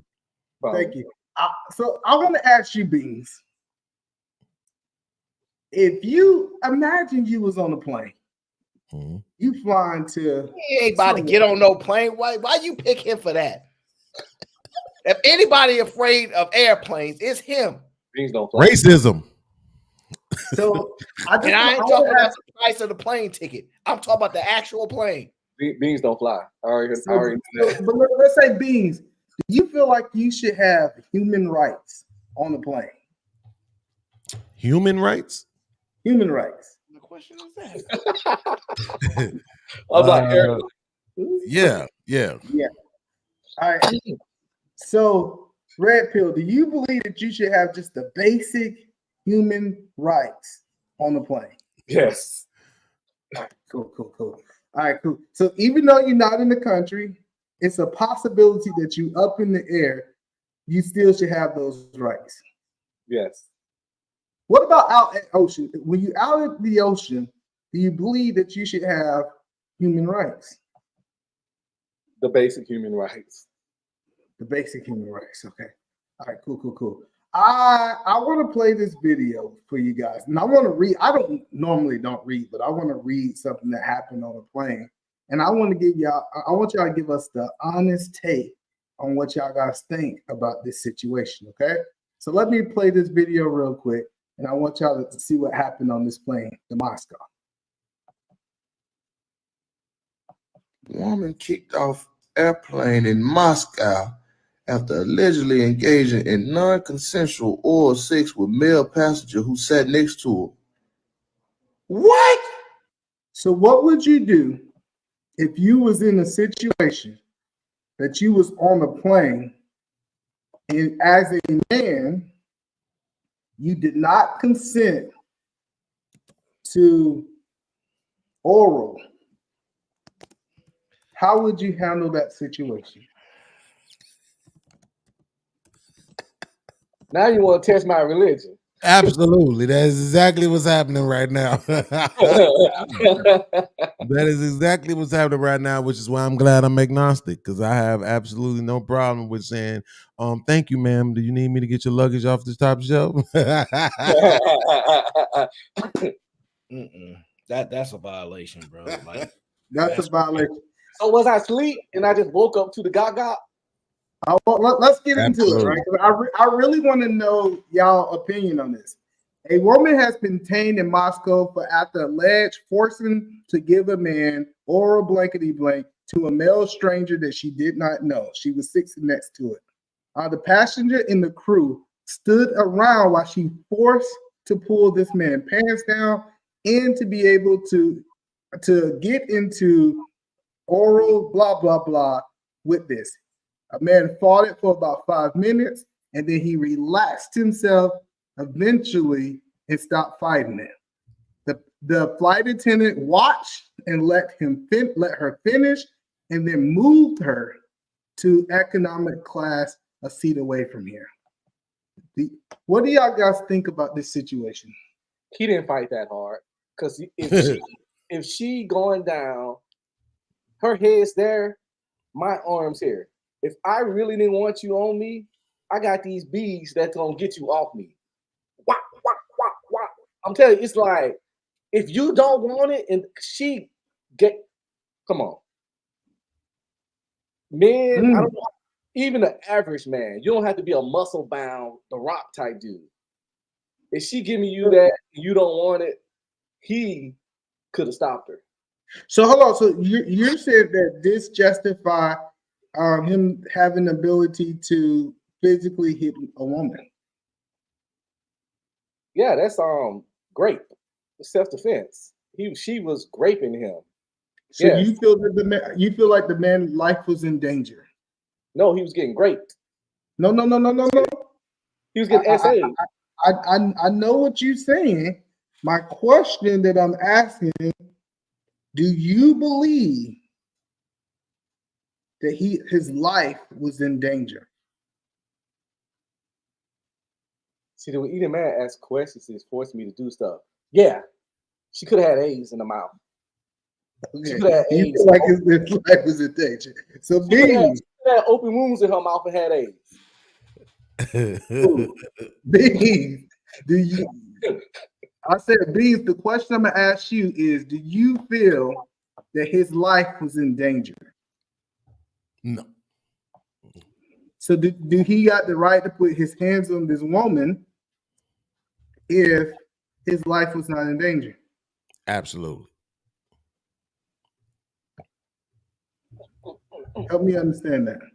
What do you mean? Like, your life don't have to be in danger for you to have the right to hit somebody. If somebody's in your space, that's enough. If I can't put my hand all the way out in front of me, that means you're in my space. That is enough for me to be able to hit you. But I think Red Pill answered the question. or the not he didn't answer the question. He asked answered the premise of the question by saying he was being SA'd. That's absolutely enough for you to put your hands on somebody and get them up off of you. Absolutely. But in this case, my concern would have been, wait a minute, lady, just open your mouth. Let me see. No sores, no blisters, no cuts. All right, go ahead. Do what you do. It's the best damn flight I ever been on. That's a negative. I think the really problem I have. Shout out to that Delta. A group of passengers sat around and watched this happen. It's free porn. What do you mean? I'm not gonna be upset. I'm gonna be happy. Well, I'm gonna call the homie, fam. We got free porn. I get what you're saying, but I'm saying if the roles were reversed, we wouldn't have the same sentiment. Of course not. We would if the woman had the same sentiment about it that I did, but she won't, right? But if she did, she was like, "Oh shit, free head." They said that he fought this. He did not want it. He pushed her off, and then he submitted to it. Like if you listen to a range of events of what we're saying, in grape, that's normally they fight it, then they eventually submit to it, right? Absolutely. So the question is, you believe that it's not a problem that these bystanders stood around and didn't do anything to help this man? You know, nobody. Absolutely. They should have just been applauding, and celebrating this victory. This is a victory all around the board, right? Like this is complicated because if the plane is en route, right? I'm assuming the plane is moving, right? Absolutely. It had to be. Like, it had to be, or she would have been drug up off of there. This is tough. First of all, I believe that he was shocked, by the way, so I can understand he was in a level of shock. And contrary to all this alpha stuff that people think, there are some people that are just natural, scrawny, like there are people like that.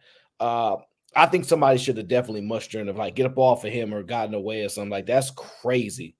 That people just sat there and watched. To me, that's insane. That's insane to me. I want to share this because this was her response after the situation. She told Bass Media that she had no regret over the incident that happened on the plane. She said everything was fine. I had a good time on the plane. Well, that's a little more than that.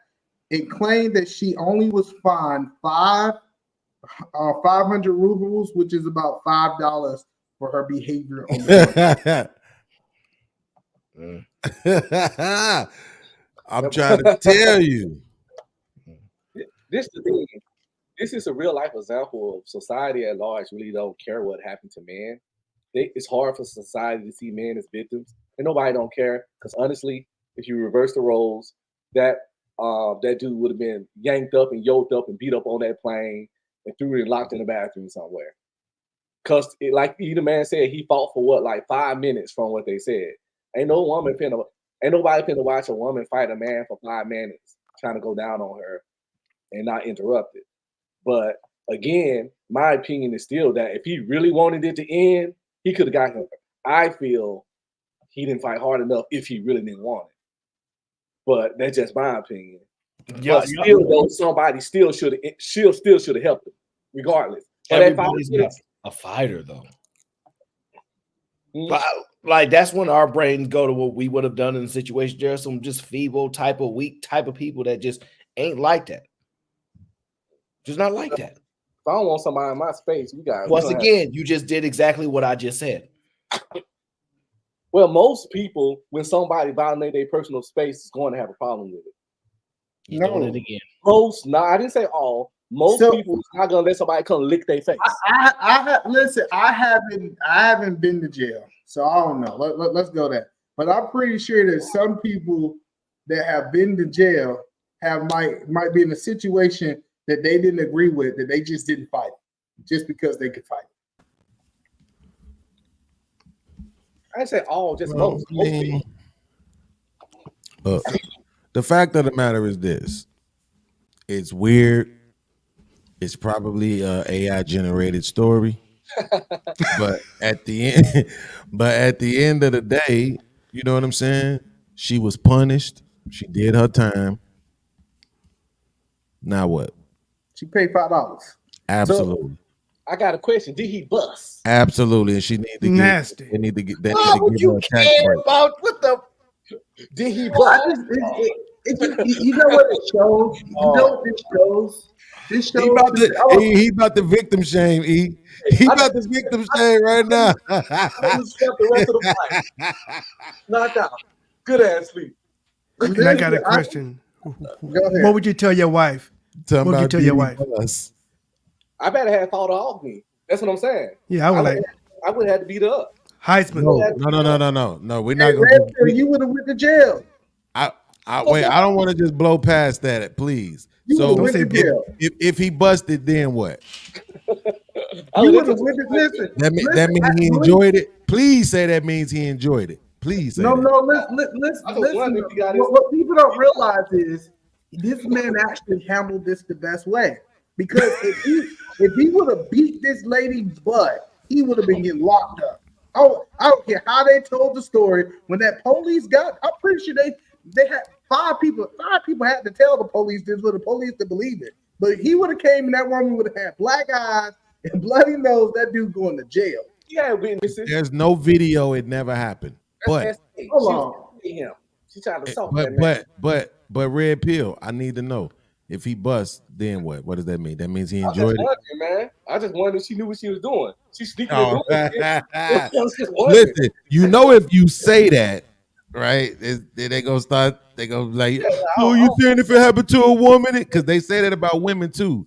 You know what I'm saying? If you didn't want it, why was you wet? Why was you wet? That's weird. I got what you said, but listen, the article says this right here. She finished. So you can interpret it. Oh, I didn't tell that part of the story. And then she walked up to the flight attendant, tried to get the flight attendant $100. Oh. She tried to give her $100 so that the flight attendant would let the whole situation go. Let me show y'all this woman. Yeah, well, salute to her. I appreciate her. I appreciate all the female teachers. Hey, Beans, she could have beat it off, though, Beans. She could have beat it off. She could have been a racist. I'm going to bite this big... Sorry. Look at that. That's the $100. And then the $100 she tried to give was American dollars. Damn, that's a lot of money. American money spent, man. $100. That bad.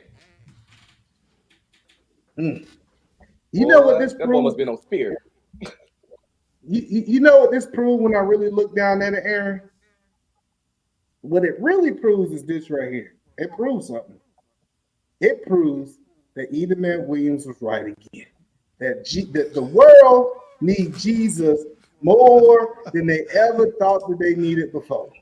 If this ain't an example that they need Jesus, I truthfully and honestly think that they crazy out of their mind.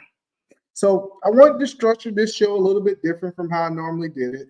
I want to kind of freestyle a little bit more, talk about some stories. How you think it went tonight, Mr. Aaron?